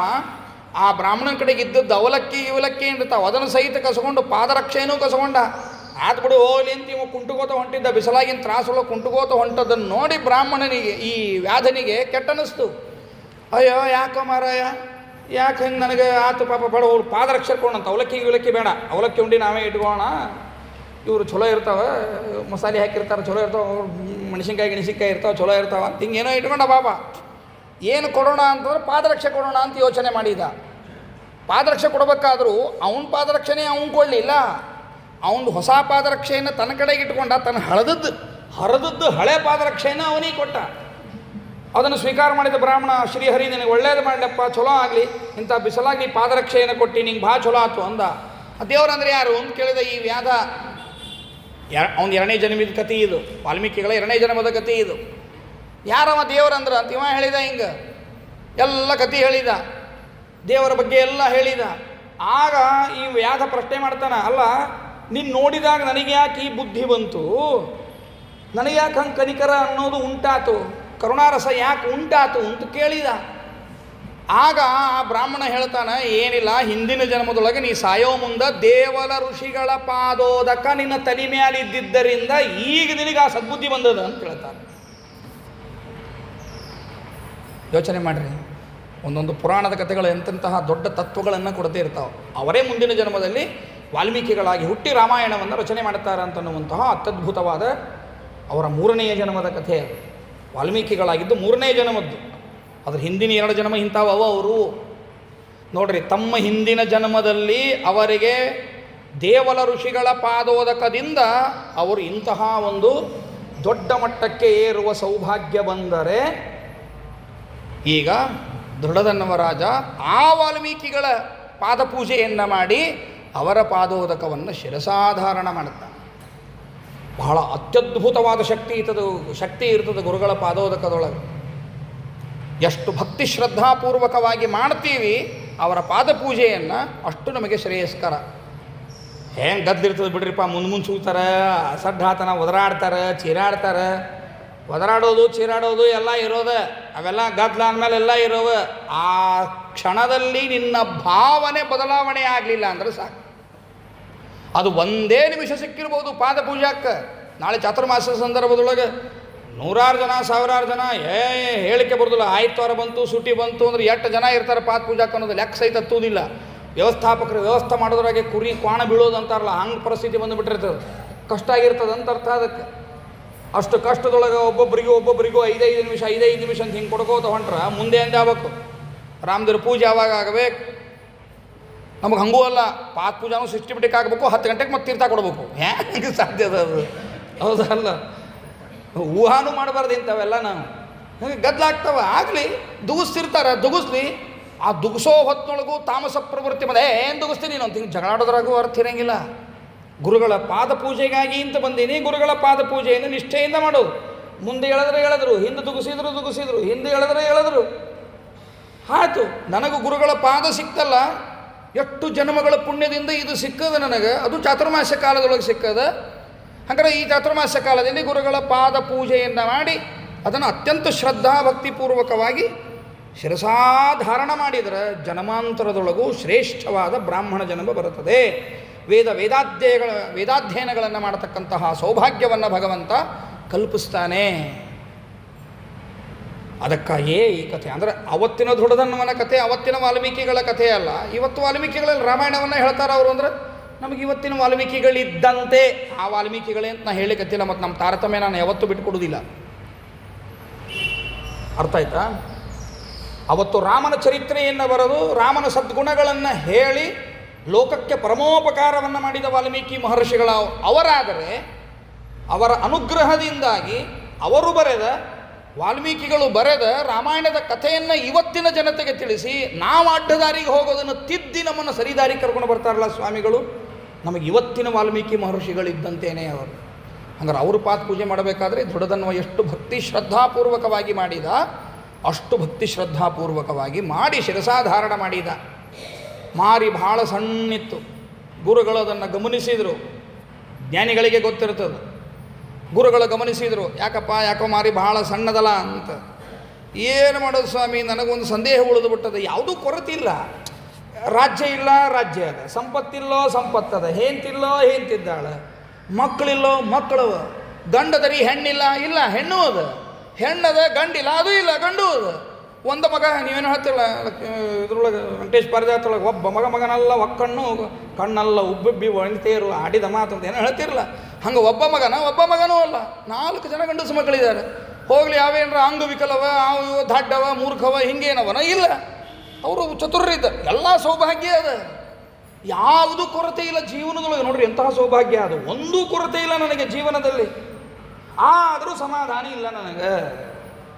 ಇಷ್ಟೆಲ್ಲ ಇದ್ದರೂ ಒಂದು ಸಮಾಧಾನ ಇಲ್ಲ. ಎಲ್ಲಿ ತನಕನೂ ನಾ ಕಾಡಿಗೆ ಹೋಗಿ ಬಂದೆಲ್ಲ, ಅಲ್ಲಿ ಒಂದು ಗಿಳಿ ಮಾತು ಹೇಳ್ತಲ್ಲ, ಆ ಗಿಳಿ ಮಾತನ್ನು ಕೇಳಿದಾಗಿಂದ ಇವತ್ತಿನವರೆಗೂ ನನಗೆ ಸಮಾಧಾನ ಇಲ್ಲ. ದಯವಿಟ್ಟು ಅದನ್ನು ನೀವು ನನಗೆ ತಿಳಿಸಿಕೊಡಬೇಕು. ಸರಿ, ಏನಪ್ಪ ಆ ಶ್ಲೋಕ ಹೇಳು ಅಂತ ಕೇಳಿದರು. ವಿದ್ಯಮಾನಾತುಲ ಸುಖಂ ಆಲೋಕ್ಯಾತೀವ ಭೂತಲೆ ನ ಚಿಂತೆಸಿ ತತ್ವಂ ತಂ ತತ್ಕಥಂ ಪಾರಮೇಶ್ಯಸಿ ಅಂತ. ಸರಿ, ಅರ್ಥ ಆಯ್ತು ಅವರಿಗೆ. ಸಾಮಾನ್ಯ ಏನು ಅರ್ಥ ಇತ್ತೋ ಇಷ್ಟೇ ಅರ್ಥ ಅಲ್ಲ. ಯಾರು ಬಂದ ಗಿಳಿ, ಯಾರು ಗಿಳಿ ಹೇಳಿದ ಆ ವಿಷಯ ಏನು, ಇದೆಲ್ಲನೂ ಅವರಿಗೆ ಸ್ಫುರಣಾತು. ಮಹಾಜ್ಞಾನಿಗಳಿಗೆ ಅವ್ರು ಹೇಳಿದರು, ಆಯ್ತಪ್ಪ ಅವಶ್ಯ ಹೇಳ್ತೀನಿ, ನೀನು ಯೋಚನೆ ಮಾಡಬೇಡ ಅಂದರು. ಕಣ್ಣು ಮುಚ್ಚಿದರು. ಇವನ ಹಿಂದಿನ ಜನ್ಮದ ಕಥೆಯನ್ನು ಸ್ಮರಣೆ ಮಾಡಿದರು. ಸ್ಮರಣೆ ಮಾಡಿ ಇವನಿಗೆ ಹೇಳಲಿಕ್ಕೆ ಪ್ರಾರಂಭ ಮಾಡಿದರು. ನೋಡಪ್ಪ, ಏನು ಯೋಚನೆ ಮಾಡಲಿಕ್ಕೆ ಹೋಗಬೇಡ, ಹೇಳ್ತೇನೆ ಕೇಳು. ನಿನ್ನ ಪೂರ್ವಜನ್ಮದ ವೃತ್ತಾಂತವನ್ನು ಹೇಳ್ತೇನೆ. ಹಿಂದೆ ನೀನು ದ್ರವಿಡ ದೇಶದೊಳಗೆ ಹುಟ್ಟಿದ್ದಿ, ಒಬ್ಬ ಬ್ರಾಹ್ಮಣನಾಗಿದ್ದಿ. ನಿನ್ನ ಹೆಸರೇನು ಅಂದರೆ ಸುದೇವ ಅಂತಾಗಿತ್ತು. ತಾಮ್ರಪರ್ಣಿ ನದಿ, ನೋಡ್ರಿ ಎಷ್ಟು ಪರ್ಫೆಕ್ಟ್ ಹೇಳ್ತಾರೆ ಅವರು, ಎಲ್ಲೆಲ್ಲಿ ಹೆಂಗೆ ಅಂತ ಹೇಳಿ ಮಹಾಜ್ಞಾನಿಗಳು.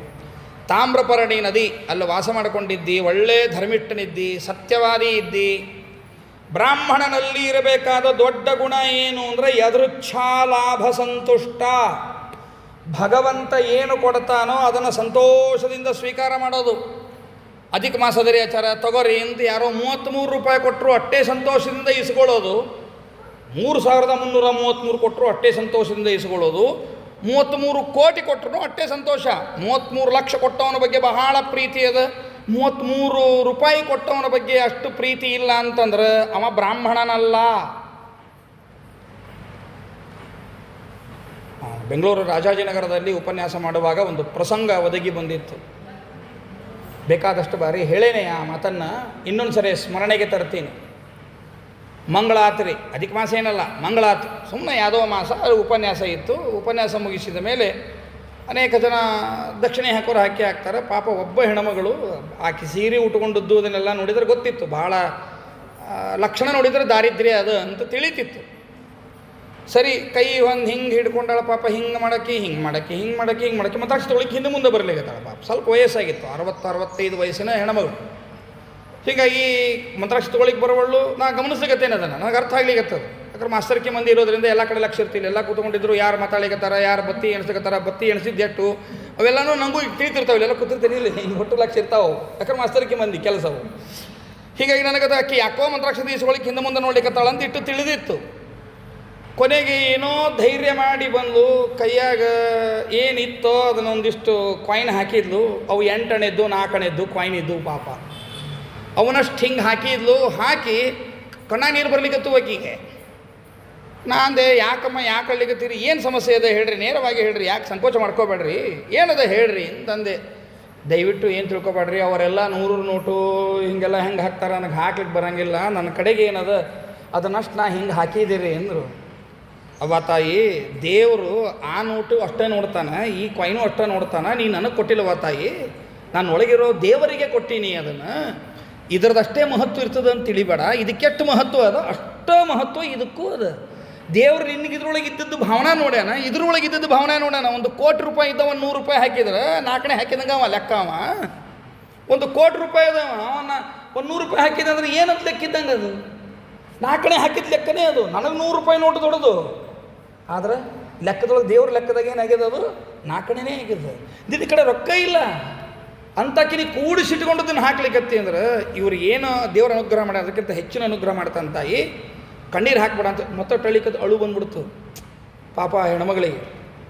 ಈಗಲೂ ಕಣ್ಣು ಮುಂದೆ ಬರೋದು ಅಂದ್ರೆ ಬಡವರ ಆ ಬಡತನದಲ್ಲಿ ಇರುವ ಭಕ್ತಿ ಭಾವನೆಯನ್ನು ದೇವರು ನೋಡ್ತಾನೋ ವಿನಃ, ಅದರಿಂದಲೇ ಬ್ರಾಹ್ಮಣನಲ್ಲಿ ಬ್ರಾಹ್ಮಣತ್ವ ಉಳಿತದ ವಿನಃ, ಯಾರು ಭಾಳ ಚಂದ ನೋಟು ಕೊಡ್ತಾರೆ ಅವ್ರ ಕಡೆಗೆ ಚಂದ ನಕ್ಕೋತ ನೋಡೋದು, ಯಾರು ರೊಕ್ಕ ಕೊಡೋದಿಲ್ಲ ಅವ್ರ ಕಣ್ಣೆತ್ತೆ ನೋಡಂಗಿಲ್ಲ ಎಂದೂ ಮಾಡಲಿಕ್ಕೆ ಹೋಗಬಾರ್ದು.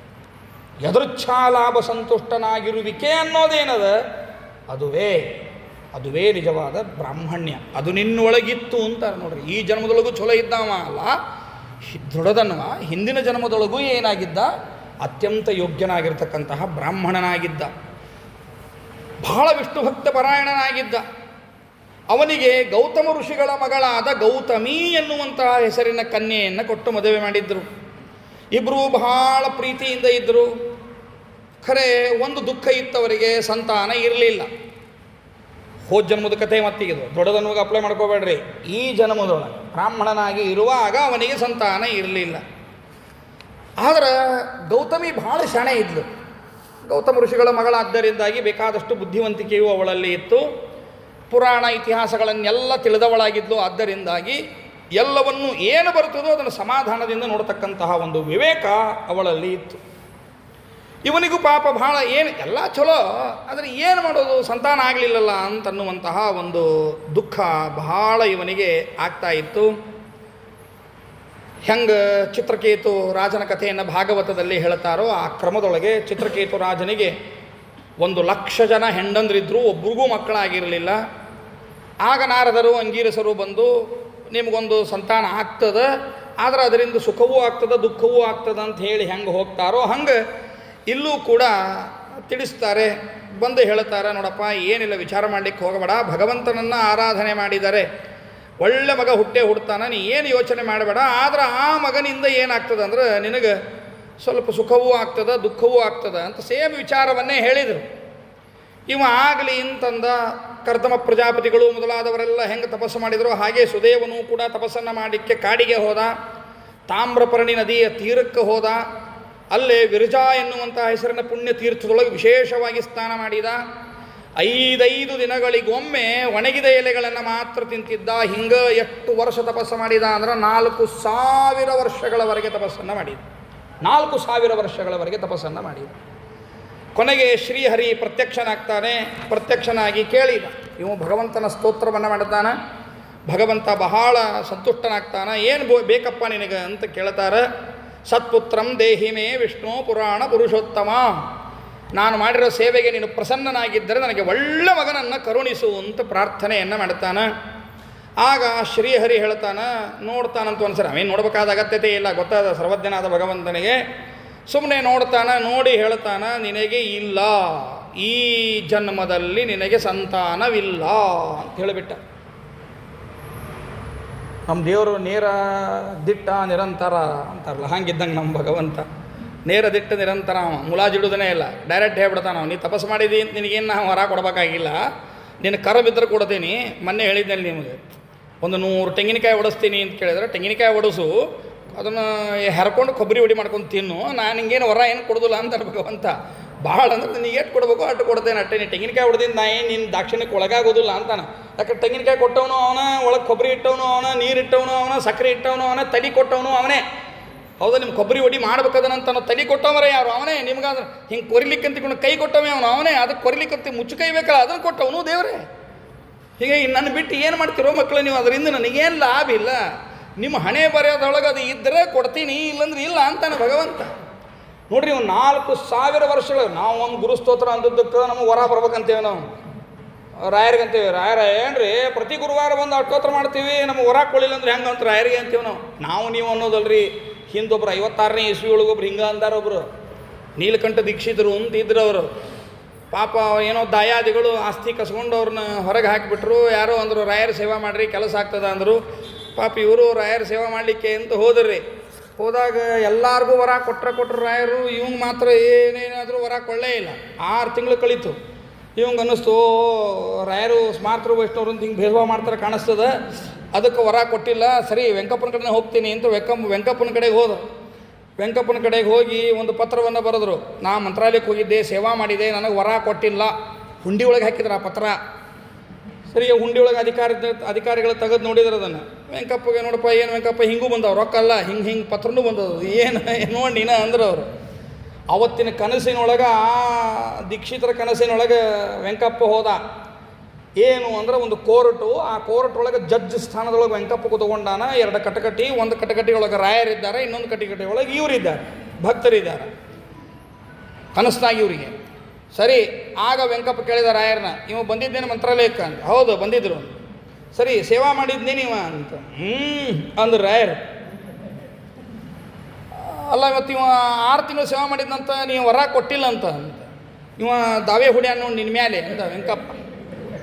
ಸರಿ, ರಾಯರಂದ್ರು ಬಂದದ್ದು ಖರೆ, ಆದ್ರೆ ಪ್ರದಕ್ಷಿಣೆ ಹಾಕೋ ಮುಂದೆ ದಿನಾ ಕಡುಬು ಮಾಡೇ ಮಾಡ್ತಾರೆ.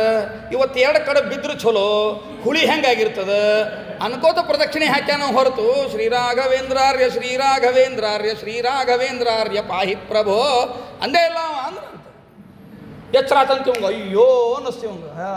ಖರೆ ವೆಂಕಪ್ಪ ಸೂಚನೆ ಕೊಟ್ಟನಲ್ಲ ಏನಾಗ್ಯದ ಅಂತೇಳಿ. ಅನ್ನ ಹುಳಿ ಬಗ್ಗೆ ಯೋಚನೆ ಮಾಡಿದ್ರೆ ರಾಯರು ಯಾಕೆ ವರ ಕೊಡ್ತಾರೆ ರೀ? ಸರಿ ಆಗಲಿ ಅಂತ ತಿರ್ಗಾ ಮತ್ತು ಮಂತ್ರಾಲಯಕ್ಕೆ ಬಂದ್ರಂತರ. 3 ದಿವಸ ಅತ್ಯಂತ ಭಕ್ತಿ ಶ್ರದ್ಧಾಪೂರ್ವಕವಾಗಿ ಸೇವಾ ಮಾಡಿದರೆ ಮಗ ಓಡಿ ಬಂದು ಹೇಳಿದ್ದಂತ, ಅಪ್ಪ ದಾಯಾದಿಗಳೇನು ಕಸ್ಕೊಂಡಾರೋ ಅವ್ರಿಗೆ ಕಾಡೇದ ಹೊಳ್ಳಿ ಕೊಟ್ಟರು ಅಂತ ಹೇಳಿ ಹೋದಂತ. ಅದಕ್ಕೊಂದು ದೊಡ್ಡ ಸರ ಮಾಡಿಸಾಕ್ಯಾರ ಅವರು ರಾಯರಿಗೆ. ಅರ್ಥ ಆಯ್ತಾ? ಅಂದ್ರೆ ನಮ್ಮ ಶ್ರದ್ಧಾ ನಮ್ಮ ಭಕ್ತಿ ನೋಡ್ತಿರ್ತದ ಹೊರತು ದೇವ್ರು ನೋಡ್ತಾನೆ ಹೊರತು ಬೇರೆದನ್ನು ನೋಡೋದನೇ ಇಲ್ಲ. ಈ ರೀತಿಯಾಗಿ ಭಗವಂತಂತ ನಿನಗಿತ್ತು ಬರ್ತದೆ, ಇಲ್ಲ ಬರುವುದಿಲ್ಲ, ನೀ ಬೇಕಾದ್ರೆ ಮಾಡಿ. ನೀನು ವಿಧಾತ್ರ ಲಿಖಿತಂ ಭಾಲೆ ತಲ್ಲಭೇತ ಸುಖಾಸುಖಂ ಕಿಂ ಕರೋತಿ ರಮಾನಾತಃ ಸ್ವಕೃತಂ ಭುಂಜತೆ ನರಹ. ಗೌತಮಿ ಹೇಳ್ತಾಳೆ ಈ ಮಾತನ್ನು. ಜನ್ಮಾಂತರದೊಳಗೆ ಏನು ಮಾಡೀವಿ ನಾವು ಅದನ್ನು ಈಗ ಅನುಭವಿಸಬೇಕು ಅಂತಿದ್ದಾಗ ಯಾಕೆ ಈ ನಾರಾಯಣರು ಏನು ಮಾಡವ ಅಂತಳಕಿ. ನಾರಾಯಣ ಹೇಳಿದ್ನ ಮಕ್ಕಳಾಗೋದಿಲ್ಲ ಅಂತ ಹೇಳಿಬಿಟ್ಟ. ಪಾಪ ಮೂರ್ಛಿತ ಬಿದ್ದುಬಿಟ್ಟ ಗಂಡ. ಈಗ ಗಂಡಸರು ಹೆಂಗಿರ್ತಾವೆ ಗೊತ್ತೇನು ರೀ? ಬಾಯಿ ಎಷ್ಟು ಜೋರು ಇರ್ತಾವೆ, ಖರೆ ಬುದ್ಧಿ ಜೋರು ಇರೋದು ಹೆಣ್ಮಕ್ಳದೇ ಇರ್ತವೆ. ಹೌದಲ್ಲ? ನಿಮ್ಮ ಅನುಭವ ನೀವೇ ವಿಚಾರ ಮಾಡಿದ್ರು ಸಾಕು. ನಮ್ಮ ಹೆಸರು ಅಗದಿ ಭೀಮಸೇನ ಅಂತಿರ್ತದೆ ಅಷ್ಟೆ. ನಮ್ಮ ಹೆಂಡತಿ ಮುಂದೆ ನಾವು ಇಲಿಯಾಗಿರ್ತೀವಿ ಅಲ್ಲ. ಮಂದಿ ಮುಂದೆ ಹೇಳ್ಬೇಕಾರೆ ಏಯ್ ಅಂತ ನಾವು ಒದರಿದ್ದು ನೋಡಿದ್ರೆ ನೀವೆಲ್ಲರೂ ಈ ಆಚಾರ ಭಾರಿ ಇದ್ದಾರಪ್ಪ ವಯಸ್ಸಿದಂತ ನಿಮ್ಗೆ ಅನ್ನಿಸೋದು. ನಮ್ಮ ಹೆಂಡತಿ ಮುಂದೆ ಅಲ್ಲ ಸ್ವಲ್ಪ ನೀರು ಕೊಡಬಹುದಾ ಅಂತ ಬರ್ತಿರ್ತದೆ. ನೀ ಯಾಕೆ ತ್ರಾಸ ತಗೋತೀನಿ, ನೀ ಯಾಕೆ ಹೋಗಿ ಒಣಕತ್ತಿ, ವಾಷಿಂಗ್ ಮಿಷಿನ್ ಅದ, ನಾ ಹಾಕ್ತೇನೆ ಹೇಳು, ನಾರು ಏನು ಮಾಡ್ಬೇಕು ಮನ್ಯಾಗ ಕೂತು ಹಾಕ್ತೇನೆ ಹೇಳು ಅಂತ ಅನ್ನೋದಿರ್ತದೆ. ಹೌದಲ್ಲ? ಯಾರ್ದಾದ್ರೂ ಅಟ್ಟೆ ಪರಿಸ್ಥಿತಿ ಇರ್ತಾವೆ. ಹಂಗೆ ಪಾಪ ಭಾಳ ಅಗದಿ ಬ್ರಾಹ್ಮಣ, ಸಾತ್ವಿಕ ಬ್ರಾಹ್ಮಣ ಪಾಪ ಮೂರ್ಛಿತ ಬಿದ್ದು ಬಿಟ್ಟ. ಅಯ್ಯೋ ಅಂತ ಮೂರ್ಛಿತಪ್ಪಿ ಕೆಳಗೆ ಬಿದ್ದ. ಆದ್ರೆ ಗೌತಮಿ ಅಂತಾಳೆ, ಹೇಳ್ರಿ ಉತ್ತಿಷ್ಟ ಹೇಳ್ರಿ ಮೇಲೆ, ಅದಕ್ಕೆ ಯಾಕೆ ಪುರುಷ ತಪ್ಪಿ ಬೀಳ್ತೀರಿ? ನಮ್ಮ ಹಿಂದಿನ ಜನ್ಮದೊಳಗೆ ಏನು ಆಗಬೇಕು ಅಂತದ ಅದೇ ಆಗ್ತದ ಅಂದಾಗ ಈ ನಾರಾಯಣ ಏನು ಮಾಡೋವಿದ್ದಾನ ಅಂತಳಕಿ. ನೋಡ್ರಿ ಆ ಧೈರ್ಯ ಅವರಿಗೆ. ಅಂದ್ರೆ ನಾರಾಯಣನನ್ನು ಬೈಲಿಗತ್ತಿಲ್ಲ ಆಕಿ. ನಾವು ಮಾಡಿದ ಕರ್ಮಕ್ಕನುಗುಣವಾಗಿ ದೇವರು ಫಲ ಕೊಡ್ತಾನನ್ನುವಂತಹ ಸಿದ್ಧಾಂತವನ್ನು ಗಟ್ಟಿ ಹಿಡಿದವಳಿದ್ದಾಳಾಕಿ. ಪಾಪ ಇವ ಸ್ವಲ್ಪ ಮಕ್ಕಳಾಗಲಿಲ್ಲಲ್ಲ ಅಂತನ್ನೋ ಕಾರಣದಿಂದ ನೇರವಾಗಿ ಉತ್ತರ ಸಿಗದಿದ್ದಕ್ಕೆ ಅವ್ನು ತೊಂದರೆ ಅನಿಸೇದಟ್ಟ. ಆದರೆ ದಿಟ್ಟ ಮಹಿಳೆ ಹೆದರಲಿಲ್ಲ, ನೇರವಾಗಿ ಕರ್ಮಕ್ಕೆ ಬಂದು. ಯಾವ ಜನ್ಮದೊಳಗೆ ಏನು ಮಾಡೇವೋ ಏನೋ ಯಾರಿಗೆ ಗೊತ್ತು, ಸಂತಾನ ಆಗಲಾರ್ದಂಗೆ ಇರ್ಲಿಕ್ಕೆ ಏನು ಕರ್ಮ ಮಾಡೇವೋ ಯಾರಿಗೆ ಗೊತ್ತು, ಸಂತಾನ ಆಗಿಲ್ಲ. ನಮ್ಮ ಕರ್ಮಕ್ಕನುಗುಣವಾಗಿಯೇ ನಮಗಾಗ್ತದ ಅಂದಾಗ ದೇವರನ್ನು ನಂಬಿಯೂ ಏನು ಪ್ರಯೋಜನ ಅಂಥೇಳಿ ದೇವರನ್ನು ಬಿಡೋದಲ್ಲ. ನಮ್ಮ ಕರ್ತವ್ಯ ಏನಿದೆ ಅದನ್ನು ಮಾಡುವುದೇ. ದೇವರ ಮೇಲೆ ಬ್ಲೇಮ್ ಮಾಡೋ ಹಂಗಿಲ್ಲ. ಯಾಕಂದ್ರೆ ನಾನಂತ ಕರ್ಮ ಮಾಡಿಲ್ಲ, ಅಂತ ಕರ್ಮ ಮಾಡಿದ್ದಕ್ಕೆ ಅವನು ಶಿಕ್ಷೆ ಕೊಳ್ಳೇಬೇಕಲ್ಲ. ಬಾಂಬ್ ಹೋಗೋದು ಒಂದು 100 ಮಂದಿನ ಕೊಂದು ಬಿಡ್ತಾನೆ ಒಬ್ಬವ. ಅವ್ನಿಗೆ ಈಗ ಮರಣದಂಡನೆ ಆಯಿತು. 100 ಮಂದಿನ ಕೊಂದದ್ದಕ್ಕೂ ಅವಂಗಾಗಿದ್ದೇನು ಮರಣದಂಡನೆ ಅಂತಾತು ಅಷ್ಟೇ. ಇಷ್ಟೇ ತಿಳಿಲಿಗತ್ತೀವಿ. ದೇವರ ಕಾನೂನಿನೊಳಗದಲ್ಲ. 100 ಮಂದಿ ಸಾವಿಗೆ ಕಾರಣನಾಗಿದ್ದಾನಾದ್ದರಿಂದಾಗಿ 100 ಜನ್ಮಗಳಲ್ಲಿ ಅವನಿಗೆ ಮರಣದಂಡನೆ ಶಿಕ್ಷೆಯಾಗುವಂತೆ ಮಾಡುತ್ತಾನೆ. ಮುಂದಿನ ಜನ್ಮದಲ್ಲಿ ಏನೂ ಗೊತ್ತಾಗೋದಿಲ್ಲ, ಅವನು ಏನೂ ಅಪರಾಧ ಮಾಡಿರುವುದಿಲ್ಲ. ಮುಂದಿನ ಜನ್ಮದಲ್ಲಿ ಏನೂ ಅಪರಾಧ ಮಾಡಿರಂಗಿಲ್ಲ. ಆದರೆ ಅವನಿಗೆ ನಿರಪರಾಧಿ ಅಂತಾಗಿದ್ದರೂ ಮರಣದಂಡನೆ ಶಿಕ್ಷೆ ಅಂತಾಗಿಬಿಡ್ತದೆ ಅವನಿಗೆ. ಯಾಕೆ? ಹಿಂದಿನ ಜನ್ಮದಲ್ಲಿ ಬಾಂಬ್ ಹೋಗೋದು 100 ಮಂದಿನ ಕೊಂದಲ್ಲ. ನೀವು ಬರೀ ಈ ಜನ್ಮದ ನೋಡಿಕತ್ತೀರಿ ಅವ ಏನು ಮಾಡಿಲ್ಲ ಅಂಥೇಳಿ. ದೇವರದಲ್ಲ, ಹಿಂದಿನ ಜನ್ಮಾಂತರಗಳಲ್ಲಿ ಅದನ್ನು ಮಾಡಿದ್ದನ್ನು ಏನು ನೋಡಿ. ಮತ್ತು 100 ಮಂದಿ ಸತ್ತಾರಲ್ಲ, ಅವ್ರದ್ದು ಪ್ರತಿಕ್ರಿಯೆ ಏನಾಗಬೇಕೀಗ? ಈ ಸಲ ಮರಣದಂಡನೆ ಕೊಟ್ಬಿಟ್ರೆ ಮುಗಿದೋಯ್ತಾ? ಹೌದು, ನಾವು ಮನುಷ್ಯರು, ನಾವು ಆದ್ದರಿಂದ ಅಟ್ಟೆ ಕೊಡಬೇಕು ಅಂತೀವಿ. ಆದರೆ ದೇವರ ಇದನ್ನು ತಿಳ್ಕೊಂಡಾಳಕಿ, ಇದನ್ನು ತಿಳ್ಕೊಂಡು ಹೇಳಕತ್ತಾಳೆ. ಏನು ಮಾಡ್ತಾನೆ ನಾರಾಯಣ? ಬೇಡ ಬಿಡ್ರಿ, ಮೇಲೆ ಹೇಳ್ರಿ. ಅಭಾಗ್ಯಸ್ಯ ಕೃತೋದ್ಯೋಗ. ಅಭಾಗ್ಯವಂತರು ನಾವು, ನಮ್ಮ ಕಡೆಗೆ ಮಿಸ್ಟೇಕ್ ಅದ, ಅದಕ್ಕೆ ಬೇಡ, ಏನು ಸಮಾಧಾನ ತಗೋರಿ ಅಂತ ಹೇಳಿ. ಆಗ ಗರುಡ ಮಾತನಾಡ್ತಾನೆ ದೇವರಿಗೆ, ಬಾ ಭಗವಂತ, ನಿನಗೆ ಕರುಣಾಮಯಿ ಅಂತಾರೆ, ದಯಾನಿಧಿ ಅಂತಾರೆ, ಅಪಾರವಾಗಿರ್ತಕ್ಕಂಥ ಭಕ್ತರನ್ನ ಕಂಡ್ರೆ ಅಪಾರವಾದ ಕರುಣೆ ಅಂತಾರೆ. ಏನೋ ಅವನಿಗೆ ಸಂತಾನ ಆಗಿಲ್ಲ ಅನ್ನೋ ಕಾರಣದಿಂದಾಗಿ 4000 ವರ್ಷಗಳವರೆಗೆ ತಪಸ್ಸನ್ನು ಮಾಡಿದಾಗ ಮತ್ತೆ ನಿನ್ನ ಕರ್ಮ ಇತ್ತು ಹಂಗ ಅಥವಾ ಏನು ಮಾಡಲಿಕ್ಕೆ ಸಾಧ್ಯನೇ ಇಲ್ಲ ಅಂದ್ಬಿಟ್ರೆ ಮತ್ತೆ ಜಪತಪ ಆದರೂ ಯಾಕೆ ಮಾಡಬೇಕು? ಯಾಕೆ ಆ ಸೇವಾ ಆದರೂ ಯಾಕೆ ಮಾಡಬೇಕು? ಅದಕ್ಕೊಂದು ಲಾಭ ಸಿಗಬೇಕಲ್ಲ. ಅದಕ್ಕೊಂದು ಆತಪ್ಪ ಇಷ್ಟಿಂತ ತಪ್ಪಿತ್ತು, ಅದಕ್ಕೆ ನೀ ಇದನ್ನು ಮಾಡಿದಿ, ಅದಕ್ಕೆ ಇದು ಮುಗೀತು ಅಂತ ಅನ್ನೋದ್ರ ಒಂದು ಬೇಕಲ್ಲ. ಮತ್ತು ಅದಾಗಲಿಲ್ಲ ಅಂದ್ರೆ ತಪ್ಪಾಗ್ತದೆ. ಭಗವಂತ ಯಾರು ಉಪಾಸನೆ ಮಾಡಬೇಕು? ಹಿಂಗಾದ್ರೆ ಅಷ್ಟು ಕಠೋರ ಆಗಬಾರ್ದು, ನೀವೊಂದು ಸಂತಾನವನ್ನು ಕೊಡಬೇಕು ಅಂತ ಹೇಳಿದಾಗ ಭಗವಂತ ಹೇಳ್ತಾನೆ, ನೀನೇ ಕೊಡಂಗಾರ ಅಂತ ಹೇಳ್ತಾನೆ. ಅಂದ್ರೆ ಭಕ್ತರಿಗೂ ಆ ಶಕ್ತಿ ಇರ್ತದೆ ಅಂತ ಭಗವಂತ ತೋರಿಸ್ತಾನೆ. ಗರುಡ ಅಂತಾನೆ, ಏನು ಯೋಚನೆ ಮಾಡಲಿಕ್ಕೆ ಹೋಗಬೇಡ್ರಿ, ಅವಶ್ಯವಾಗಿ ನಿಮಗೊಂದು ವಾಸ್ತವಿಕವಾಗಿ 7 ಜನ್ಮಸು ತೇ ಪುತ್ರ ಸುಖಂ ನಾಸ್ತೀತಿ ಯದ್ವಚಃ. ಇದೊಂದು ಜನ್ಮಲ್ಲ, ನಿಮ್ಮ ಹಣೆ ಬಾರ ನೋಡಿದರೆ 7 ಜನ್ಮಕ್ಕೆ ಮಕ್ಕಳಿಲ್ಲ. ಆದರೂ ದೇವರ ದಯೆಯಿಂದ ನನಗೆ ಹೇಳ್ಯಾನನ್ನೋ ಕಾರಣದಿಂದ ನಾವು ಒಂದು ಮಗನನ್ನು ಕರುಣಿಸ್ತೀನಿ, ಆದರೆ ಅದರಿಂದ ನಿಮಗೆ ಶೀಘ್ರದೊಳಗೆ ದುಃಖವೂ ಆಗ್ತದೆ ಮತ್ತೆ ಅಂತ ಗರುಡ ಹೇಳಿದ. ಆಗಲಿ ಬಿಡಪ್ಪ ಅಂತ ಇಷ್ಟ ಅಂದರೆ ಪಾಪ ಅಂತ ಮಗ ಅಂತೂ ಹುಡ್ತಾನಲ್ಲ ಅಂತ ಇಷ್ಟ ಅಂದ್ಕೊಂಡ್ರು. ಮಗ ಶೀಘ್ರದೊಳಗೆ ಹುಟ್ಟಿದಾಗ ಭಾಳ ಸಂತೋಷ ಆಯಿತು. ಅವನಿಗೆ ಜಾತಕರ್ಮ ನಾಮಕರಣ ಏನೇನು ಮಾಡಬೇಕೋ ಎಲ್ಲ ಮಾಡಿದರು. ಅವನಿಗೆ ಒಳ್ಳೆ ಹೆಸರಿಟ್ಟರು, ಶುಕದೇವ ಅಂತ ನಾಮಕರಣವನ್ನು ಮಾಡಿದರು. ಆ ಮಗನಿಗೆ ಒಳ್ಳೆ ವೇದ ವಿದ್ಯೆಯನ್ನು ಚೆನ್ನಾಗಿ ಅಧ್ಯಯನವನ್ನು ಮಾಡಿದ, ವೇದಾಂಗಗಳನ್ನೆಲ್ಲ ಚೆನ್ನಾಗಿ ತಿಳಿದುಕೊಂಡ, ಭಾರೀ ಬ್ರಹ್ಮಚರ್ಯ ವ್ರತದಿಂದ ಇದ್ದ. ಈ ಗುರುಗಳೊಳಗಿದ್ದು ಅಧ್ಯಯನವನ್ನು ಮಾಡ್ತಾ ಇರುವಂತಹ ಸಂದರ್ಭದೊಳಗೆ ಅವನ ಮನೆಗೆ 100,000 ಕೋಟಿ ಸೂರ್ಯರಷ್ಟು ಕಾಂತಿಯನ್ನು ಹೊಂದಿದ ದೇವಲ ಋಷಿಗಳು ಬಂದರು. ಬಹಳ ಸಂತೋಷ ಅನ್ನಿಸ್ತು. ದೇವಲ ಋಷಿಗಳನ್ನು ನೋಡಿ ನಮಸ್ಕಾರವನ್ನು ಮಾಡಿದ. ಅಪ್ಪನಿಗೂ ಬಹಳ ಖುಷಿ ಅನ್ನಿಸಿ, ನೋಡ್ರಿ ನಮ್ಮ ಮಗ ಇವ ಅಂತ ಹಿಂಗೆ ಪರಿಚಯವನ್ನು ಮಾಡಿಸಿದ. ಶುಕದೇವನನ್ನು ಕಂಡು ದೇವಲ ಋಷಿಗಳಿಗೂ ಬಹಳ ಸಂತೋಷ ಅನ್ನಿಸ್ತು. ಬಾರಪ್ಪ ನಿನ್ನ ಕೈ ನೋಡ್ತೀನಿ, ಜಾತಕ ನೋಡ್ತೀನಿ ಅಂತಂದರು. ಈ ಹುಡುಗ ಕೈ ಕೊಟ್ಟ, ನೋಡಿದರು. ಕೈ ನೋಡಿದ ಕ್ಷಣಕ್ಕೆ ಹೇಳಿದರು, ಅಪ್ಪ ಏನು ಪುಣ್ಯನೋ ಮಾರಾಯ ನಿಂದು ಅಂದರು. ಬಹಳ ನಿನ್ನ ಲಕ್ಷಣ ನೋಡಿದರೆ ಬಹಳ ಬುದ್ಧಿವಂತ, ಬಹಳ ನೀತಿವಂತ, ಬಹಳ ತಪಸ್ವಿ, ಬಹಳ ಲಕ್ಷಣಗಳು, ಒಳ್ಳೆಯ ಲಕ್ಷಣಗಳೇನವ ಎಲ್ಲ ಕಾಣಲಿಕ್ಕತ್ತದ ಅಂದರು. ಆಮೇಲೆ ಮುಂದಿನ ಗೆರಿ ನೋಡಿದರು, ಆಯುಷ್ಯ ರೇಖೆಯೇ ಇರಲಿಲ್ಲ. ಮೊದಲು ಯಾವಾಗಲೂ ಜ್ಯೋತಿಷ್ ಹೇಳಬೇಕಾದ್ರೆ ಆಯುಷ್ಯ ರೇಖಾ ನೋಡ್ಬೇಕು ಮೊದಲ, ಆಮೇಲೆ ಮುಂದಿಂದು. ಆದ್ರೆ ಅವರು ಆಯುಷ್ಯ ರೇಖೆಯನ್ನು ನೋಡಲಾರ್ದ ಮೊದಲಿನವೆಲ್ಲ ಹೇಳಿಬಿಟ್ರು. ಆಮೇಲೆ ಆಯುಷ್ಯ ರೇಖೆಯನ್ನು ನೋಡಿದರು. ಅಂದರು, ಇಲ್ಲ ಭಾಳ ದುಃಖ ಅನ್ನಿಸ್ತದಪ್ಪ, ಎಲ್ಲ ಚಲೋ ಅದ ಜಾತಕದೊಳಗೆ, ಆದರೆ ಅವನಿಗೆ ಆಯುಷ್ಯ ರೇಖೆಯೇ ಇಲ್ಲ, ನೀರಿನೊಳಗೆ ಅವ ಮರಣವನ್ನು ಹೊಂತಾನೆ ಅಂತ ಇಷ್ಟು ಹೇಳಿದರು. ಮತ್ತೆ ಬ್ರಾಹ್ಮಣನಿಗೆ ದುಃಖ ಆತ. ಅಯ್ಯೋ ಗರುಡ ಹೇಳಿದ್ದು ಹಿಂಗಾಗ್ತದೆ ಅಂತ ನಾನು ಅಂದ್ಕೊಂಡಿರಲಿಲ್ಲ ಅಂತ ಪಾಪ ಬಹಳ ದುಃಖ ಪಡ್ಲಿಕ್ಕತ್ತ. ಮತ್ತೆ ಗೌತಮಿ ಅಂತಾಳೆ, ನೋಡ್ರಿ ಏನು ಚಂದ ಹೇಳ್ತಾಳಕ್ಕೆ, ಯಾವುದು ಆಗಬೇಕು ಅಂತ ಇರ್ತದೋ ಅದೇ ಆಗ್ತದ್ರಿ. ತಮ್ಮ ಯಜಮಾನ್ರಿಗೆ ಹೇಳ್ತಾಳೆ, ಯಾವುದು ಆಗಬೇಕು ಅಂತ ಇರ್ತದೋ ಅದೇ ಆಗ್ತದೆ, ಯಾವುದು ಆಗಬಾರ್ದು ಅಂತ ಇರ್ತದೋ ಅದು ಆಗಲಿಕ್ಕೆ ಸಾಧ್ಯನೇ ಇಲ್ಲ. ಯೋಚನೆ ಮಾಡಬೇಡ್ರಿ, ಬಂದಾಗ ನೋಡೋಣ, ಸಮಾಧಾನ ಮಾಡ್ಕೊಳ್ಳೋಣ, ಈಗ ಸಮಾಧಾನ ಇರ್ರಿ. ಹೀಗೆ ಸಮಾಧಾನವನ್ನು ಪಡಿಸ್ತಾಳೆ. ಯಾರ್ಯಾರು ಹೇಳ್ತಾಳಕ್ಕೆ ಅಂದ್ರೆ, ಯಾಕೆ ನಲಮಹಾರಾಜ ಇರಲಿಲ್ಲ, ಶ್ರೀರಾಮಚಂದ್ರ ಇರಲಿಲ್ಲ, ಯುಧಿಷ್ಠಿರ ಇರಲಿಲ್ಲ, ಬಲಿಚಕ್ರವರ್ತಿ ಇರಲಿಲ್ಲ, ಇವರೇನು ಬರೇ ಸ್ವರ್ಗ ಸುಖದೊಳಗೆ ಇದ್ರ. ಇವರು ಯುಧಿಷ್ಠಿರ ಕಷ್ಟ ಅನುಭವಿಸ್ಲಿಲ್ಲ, ರಾಮ ಕಷ್ಟ ಅನುಭವಿಸ್ಲಿಲ್ಲ, ನಲಮಹಾರಾಜ ಕಷ್ಟವನ್ನು ಅನುಭವಿಸ್ಲಿಲ್ಲವೇ? ಒಬ್ಬೊಬ್ಬರದ ಹೇಳ್ತಾಳಕ್ಕೆ. ಸಾಕ್ಷಾತ್ ಶ್ರೀರಾಮಚಂದ್ರನನ್ನೇ ಕಟ್ಕೊಂಡಿರ್ತಕ್ಕಂತಹ ಜಾನಕಿಗೆ ಕಷ್ಟ ಇರಲಿಲ್ಲೇನು?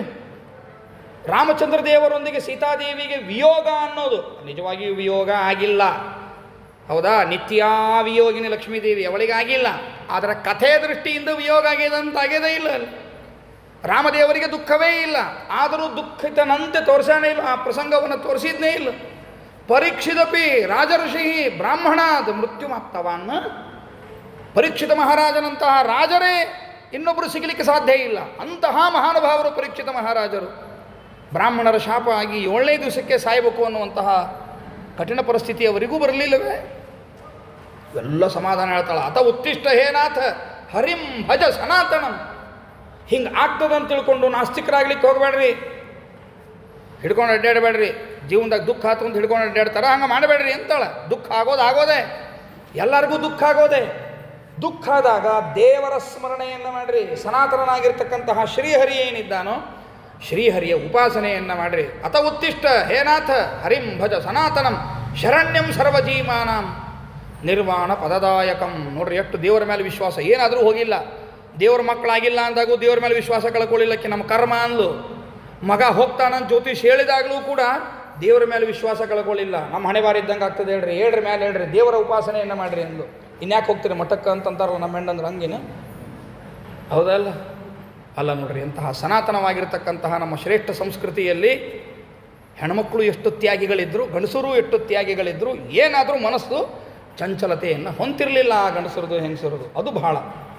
ನಾವು ರಾಣಾ ಪ್ರತಾಪ್ ಸಿಂಗನ ಕಾಲದ ಕಥೆಯನ್ನು ಓದಬೇಕಾದ್ರೆ ಕೇಳ್ತೀವಲ್ಲ, ಎಷ್ಟು ಜನ ನಮ್ಮ ಹಿಂದೂ ಸ್ತ್ರೀಯರು ತಮ್ಮ ಮಾನವನ್ನು ಉಳಿಸ್ಕೊಳ್ಳಿಕ್ಕಾಗಿ, ತಮ್ಮ ಧರ್ಮವನ್ನು ಉಳಿಸ್ಲಿಕ್ಕಾಗಿ ಅಂಥೇಳಿ ಬೆಂಕಿ ಒಳಗೆ ಬಿದ್ದೋ ಬಾವಿ ಒಳಗೆ ಬಿದ್ದೋ ಪ್ರಾಣವನ್ನು ಕಳ್ಕೊಂಡಾರ. ಆದರೆ ತಾವು ಎಂದೂ ತಮ್ಮ ಧರ್ಮ ಮಾರ್ಗವನ್ನು ಬಿಟ್ಕೊಳ್ಳಿಲ್ಲ ಅಂತ ಕಥೆ ಕೇಳ್ತೀವಲ್ಲ, ಹಾಗೇನೇ ನೋಡ್ರಿ. ದೇವರನ್ನು ನಂಬೋದು ಬಿಡಲಿಲ್ಲ ಆ ತಾಯಿ.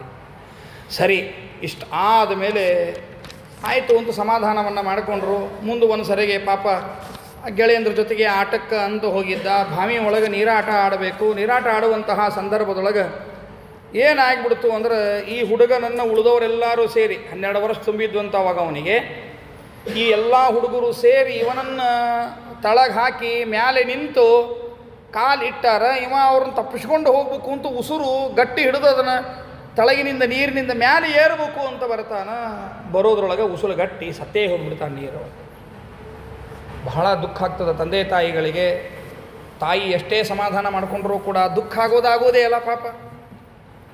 ಸರಿ, ಹೀಗಾಗಿ ದುಃಖ ಆಯಿತು. ಗಂಡ ಹೆಂಡತಿ ಆ ಬಾಡಿ ಅಲ್ಲೇ ಇಟ್ಕೊಂಡ್ರು, ದುಃಖಿಸ್ಲಿಕ್ಕೆ ಪ್ರಾರಂಭ ಮಾಡಿದರು. ಬಾಡಿ ಬಿಟ್ಕೊಳ್ಳಿಕ್ಕೆ ತಯಾರಾಗಲಿಲ್ಲ. ಅದರ ಮೇಲೆ ಬಿದ್ದು ಅಳೋದು, ದೇವರಿಗೆ ಪ್ರಾರ್ಥನೆಯನ್ನು ಮಾಡೋದು. ದೇವರೇ ಯಾಕೆ ಹಿಂಗೆ ಮಾಡಿದಿ ನಮಗೆ ಅಂತ ಕೇಳ್ಕೊಳ್ಳೋದು. ನನ್ನ ಜನ್ಮದೊಳಗೆ ನಾನು ಯಾವತ್ತೂ ಗುರುದ್ರೋಹ ಮಾಡಿಲ್ಲ, ನನ್ನ ಜನ್ಮದೊಳಗೆ ನಾನು ಯಾವತ್ತೂ ಬ್ರಾಹ್ಮಣರ ಹತ್ಯೆಯನ್ನು ಮಾಡಿಲ್ಲ. ಇವೆಲ್ಲ ಕಾರಣಗಳು, ಸಂತಾನ ಆಗದೇ ಇದ್ದಂಗೆ ಆಗಲಿಕ್ಕೆ ಕಾರಣಗಳಿವು. ಆ ಕಾರಣಗಳನ್ನು ಹೇಳ್ತಾರೆ, ಯಾವುದನ್ನು ನಾನು ಮಾಡಿಲ್ಲ, ದೇವರೇ ಯಾಕೆ ಮಾಡಿದೆ ನೀನು ಅಂತ ಮೈ ಮೇಲೆ ಬಿದ್ದು ಅಳತಾರೆ. ಏನು ಮಾಡಿದರೂ ಕೂಡ ಯಾರೂ ಹೇಳುವುದಿಲ್ಲ. ಎಷ್ಟು ಎಬ್ಸಿದ್ರು ಇವರು ಆ ಬಾಡಿಯನ್ನು ಬಿಟ್ಟು ಹೇಳುವುದಿಲ್ಲ. ಧೋ ಮಳೆ ಆಗ್ತದೆ. ಮಳೆ ಆದಾಗೂ ಅಲ್ಲಿಂದ ಸರಿಯುವುದಿಲ್ಲ, ಹೇಳುವುದಿಲ್ಲ, ಏನಾದರೂ ಆಹಾರ ಸ್ವೀಕಾರ ಮಾಡುವುದಿಲ್ಲ. 1 ತಿಂಗಳು ಕಳೀತದೆ. ಹಿಂಗೆ 1 ತಿಂಗಳು ಕಳೀತದೆ. ಆ ಬಾಡಿ ಮೇಲೆ ಬಿದ್ದದ್ದು ಗಂಡ ಹೆಂಡತಿ ಹಂಗೇ ಬೀಳ್ತಾರೆ. ಮಳೆ ಆದರೂ ಚಳಿ ಆದರೂ ಆಹಾರ ಇಲ್ಲ, ಹಾಗೇ ಇರ್ತಾರೆ. ಅನಂತರದಲ್ಲಿ 1 ತಿಂಗಳುಗಳು ಕಳೆದ ಮೇಲೆ ಅಲ್ಲಿಗೆ ಸಾಕ್ಷಾತ್ ಗರುಡ ಭಗವಂತ ಮತ್ತೆ ಬರ್ತಾರೆ. ದೇವರು ಪ್ರತ್ಯಕ್ಷನಾಗಿ ನಿಲ್ತಾನೆ. ದೇವರನ್ನು ನೋಡಿ ಸಂತೋಷಗೊಂಡು ಇವನು ಮತ್ತೆ ಸಾಷ್ಟಾಂಗ ನಮಸ್ಕಾರವನ್ನು ಮಾಡ್ತಾನೆ. ದೇವರು ಹೇಳ್ತಾನೆ, ಅಪ್ಪ ವಾಸ್ತವಿಕವಾಗಿ ನಿನಗೆ ಸಂತಾನ ಇರಲಿಲ್ಲ. ಗರುಡ ದೇವರು ಹೇಳ್ತಾರೆ ಈ ಮಾತನ್ನು. ವಾಸ್ತವಿಕವಾಗಿ ನಿನಗೆ ಸಂತಾನ ಇರಲಿಲ್ಲ. ಆದರೆ ಈ 1 ತಿಂಗಳು ನೀನೇನು ಆ ವಿಚಾರವನ್ನು ಮಾಡಲಾರ್ದೇನೆ, ಊಟವನ್ನೂ ಮಾಡಲಾರ್ದೇನೆ, ಮಳಿಗೂ ಹೆದರಲಾರ್ದೇನೆ, ಚಳಿಗೂ ಹೆದರಲಾರ್ದೇನೆ ಹಾಗೇ ಇಟ್ಕೊಂಡಿದ್ದಲ್ಲ. ಈ 1 ತಿಂಗಳು ಅಧಿಕ ಮಾಸ ಇತ್ತು. ನೀನು ನಿನ್ನ ಮಗನ ಮೋಹದಿಂದ ಅವನನ್ನು ಬಿಟ್ಟು ಕೊಡಬಾರದು ಅಂತ ನೀನು ಅವನ ಮೇಲೆ ಬಿದ್ದು ಉಪವಾಸ ಇದ್ದರು. ಪುತ್ರ ಮೋಹದಿಂದ ಉಪವಾಸ ಇದ್ದರು. ಆ ಉಪವಾಸ ಯಾವ ಮಾಸದಲ್ಲಿ ಉಪವಾಸ ಆಯಿತು? ಅಧಿಕ ಮಾಸದಲ್ಲಿ ಉಪವಾಸ ಆಯಿತು. ಮಳೆ ಬಂದಾಗ ಬಾಡಿನಿಂದ ನೆನೀತು. ಮುಂಜಾನೆ ಮಧ್ಯಾಹ್ನ ಸಂಜೆ ತ್ರಿಕಾಲ ಸ್ನಾನ ಆಯಿತು. ದೇವರೇ ಯಾಕೆ ಹಿಂಗೆ ಮಾಡಿದಿ ಅಂತ ನೀ ಅನ್ಲಿಕ್ಕೂ ದೇವರೇ ಅಂತಂದಿಲ್ಲ, ದೇವರ ಸ್ಮರಣೆಯನ್ನು ಮಾಡಿದಿ. ದೇವರ ಸ್ಮರಣೆಯನ್ನು ಮಾಡಿದಿ, ಉಪವಾಸ ಇದ್ದಿ, ತ್ರಿಕಾಲ ಸ್ನಾನವನ್ನು ಮಾಡಿದಿ. ಇಷ್ಟಿದ್ದಾಗ ಮತ್ತು ನಿನಗೆ ಪುಣ್ಯ ಬರಲಾರ್ದೆ ಏನಾಗ್ತದಪ್ಪ? ನಿನ್ನ 7 ಜನ್ಮಗಳಲ್ಲಿ ನಿನಗೆ ಸಂತಾನ ಇರದಿದ್ದರೂ ನಾನೇ ಗರುಡನಿಗೆ ಹೇಳಿದ್ದೆ ಹಿಂಗಂಥೇಳಿ, ಪುರುಷೋತ್ತಮ ಮಾಸ ಮಹಾತ್ಮೆ ಜಗತ್ತಿಗೆ ಬರಲಿ ಅಂಥೇಳಿ ನಿನಗೆ ಇರಲಾರದ್ದೇನು ಕೊಟ್ಟದ್ದಲ್ಲ, ಇದ್ದದ್ದೇ ಕೊಟ್ಟೀನಿ. ಪುರುಷೋತ್ತಮ ಮಾಸದ ಮಹತ್ವ ಏನದಂತ ಜಗತ್ತಿಗೆ ತೋರಿಸಿಕೊಳ್ಳಿಕ್ಕಾಗಿ ಕೊಟ್ಟೀನಿ. ಯೋಚನೆ ಮಾಡಬೇಡ, ನೋಡು ಅಂತಾನ. ಸಂತೋಷದಿಂದ ಅವ ಮಗನನ್ನು ನೋಡ್ತಾನ, ಮಲಗಿದಂತೆ ಎದ್ದು ಬಿಡ್ತಾನ ಮಗ. ಬಹಳ ಸಂತೋಷ ಆಗಿಬಿಡ್ತದೆ. ಅಂದರೆ ಸತ್ತ ಮಗ ಬದುಕಿದ್ನಲ್ಲ ಅಂತ ಬಹಳ ಸಂತೋಷವಾಗ್ತದೆ. ಪರಮಪೂಜ್ಯರಾದ ಸತ್ಯ ಪ್ರಮೋದ ತೀರ್ಥ ಶ್ರೀಪಾದಂಗಳವರ ಇಂತಹ ಒಂದು ಕಥೆಯನ್ನು ಕೇಳ್ತೀವಿ ನಾವು. ಪುರುಷೋತ್ತಮ ಮಾಸದ ಮಹತ್ವದಲ್ಲಿ ಬಂದದ್ದು ಅಂತ ಹಿಂಗೆ ತಿಳಿಬೇಡ್ರಿ. ಮತ್ತು ಅದ್ಯಾ ಪುರುಷೋತ್ತಮ ಮಾಸ ಮಹಾತ್ಮೇರಿ ಅಂತ ಹಿಂಗೆ ಕೇಳಬೇಡ್ರಿ. ಮತ್ತು ಅದನ್ನು ಅವರ ಆಶ್ರಮ ತಗೊಂಡು ಹೊಸದರಲ್ಲಿ ನಡೆದ ಒಂದು ದೊಡ್ಡ ಪವಾಡವೇ. ಕುಸುಮೂರ್ತಿ ಇಂತೇನದ ಆ ಭಾಗದಲ್ಲಿ ಅದನ್ನು ನೋಡಿದವರು ಈಗಲೂ ಇದ್ದ.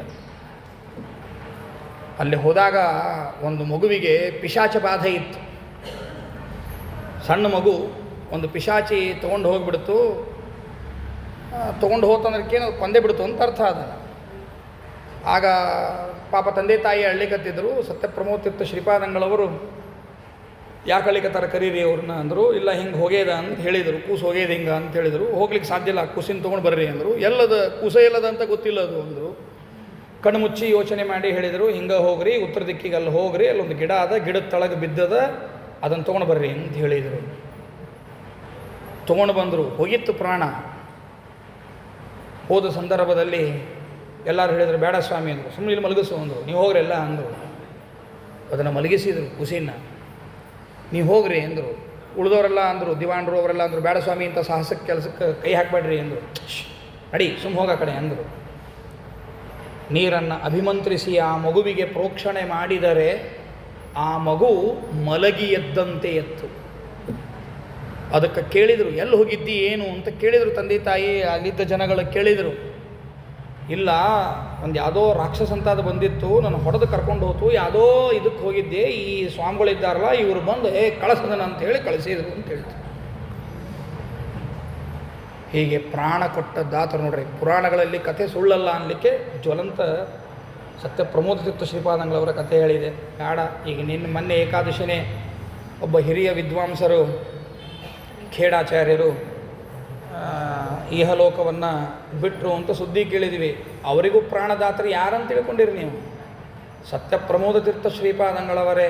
ಅವರೂ ಹೋದವರೇ. ಆಗನೇ ಅವರೇ ಹೇಳಿದ್ದ ಕಥೆನೇ ಇದು. ನಮ್ಮ ಕುಡಿಸ್ಕೊಂಡು ಅವರೇ ಹೇಳಿದ್ದು. ಅವ್ರು ಹೇಳಿದ್ದು ಯೂಟ್ಯೂಬ್ದೊಳಗೂ ಬೇಕಾದಷ್ಟು ಕಡೆಗೆ ಬಂದ.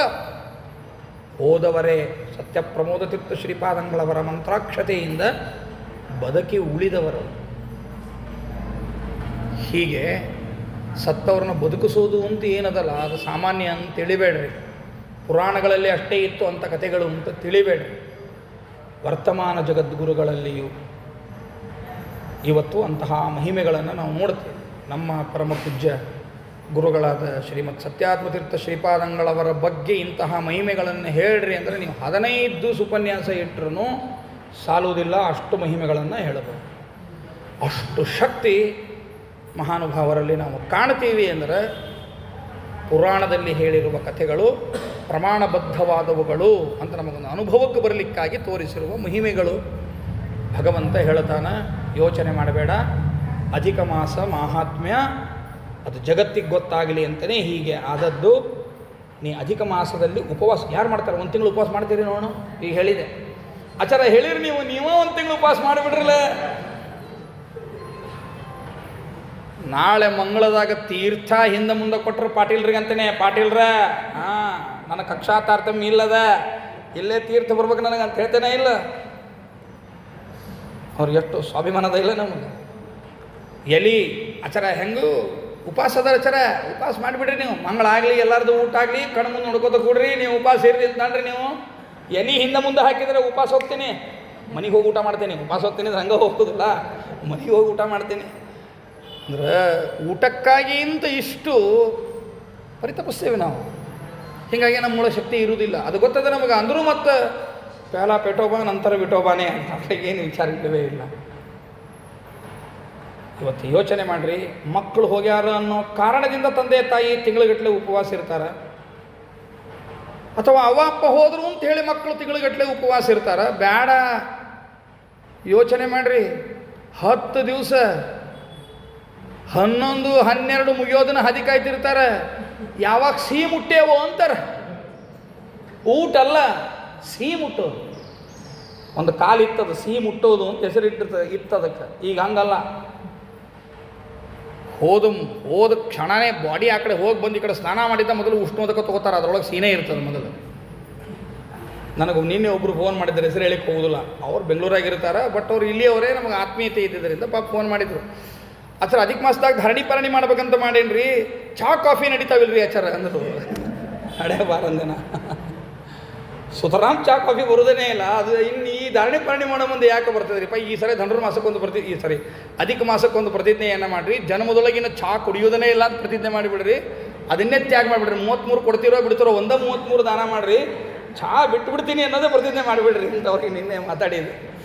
ನಿನ್ನೆ ರಾತ್ರಿನೇ ನಡೆದ ಘಟನೆ ಇತ್ತು. ಅಂದ್ರೆ ಹಿಂಗಿರ್ತದೆ. ಇಷ್ಟು ಊಟ ಅಲ್ಲ, ಸಿಹಿ ಬಿಡ್ಲಿಕ್ಕಾಗುವುದಿಲ್ಲ ನಮ್ಮ ಕಡೆಯಿಂದ ಅಂತಂದಾಗ ನಾನು ನೋಡೀನಿ. ಪಾಪ ಏಕಾದಶಿ ನಮ್ಮ ಟೀಚಿಂಗ್ ಲೈನ್ ಒಳಗೆ ಒಬ್ಬ ಲೆಕ್ಚರರು ಪಾಪ ಉಪವಾಸ ಮಾಡ್ತಾರೆ, ಇಲ್ಲಂತೇನಿಲ್ಲ. ಏಕಾದಶಿ ಶುದ್ಧ ಉಪವಾಸ. ಆದ್ರೆ ಟೀ ಬೇಕಾ? ಏನು ಉಪವಾಸ? ಆಹಾರ ತೊಳಂಗಿಲ್ಲ, ಟೀ ತೊಗೋತೀನಿ ಅನ್ನೋದು. ಅದರ ಮತ್ತು ಉಪವಾಸ ಯಾಕಂತಾರೆ ಅದಕ್ಕೆ? ಶುದ್ಧ ಉಪವಾಸ ಅಂದರೆ ಶುದ್ಧ ಉಪವಾಸನೆ. ಅವ್ರಿಗೂ ಹಂಗಳಿದ್ದಾನೆ. ಯಾಕೆ ಮಾಡ್ತೀರಿ? ಇಷ್ಟು ಉಪವಾಸ ಇರ್ತೀರಿ, ಅದರಿಂದ 2-3 ಸರಿ ಕುಡಿಯೋದ್ರಿಂದ ನಿಮಗೇನು ಆಗಬೇಕಾಗಿದೆ? ಅದನ್ನು ಬಿಟ್ಟುಬಿಟ್ರೆ ಭಾಳ ಚಲೋ ಅಲ್ಲ ಅಂತ. ಆಚಾರ ಹೇಳಿ ಕಟ್ಟ ಚಲೋ ಬಿಡ್ರಿ, ಅದು ನಮ್ಗೆ ಹಂಗೇನು ಬಿಡ್ಲಿಕ್ಕೆ ಆಗೋದಿಲ್ಲ ರೀ ಅಂತಿದ್ರು.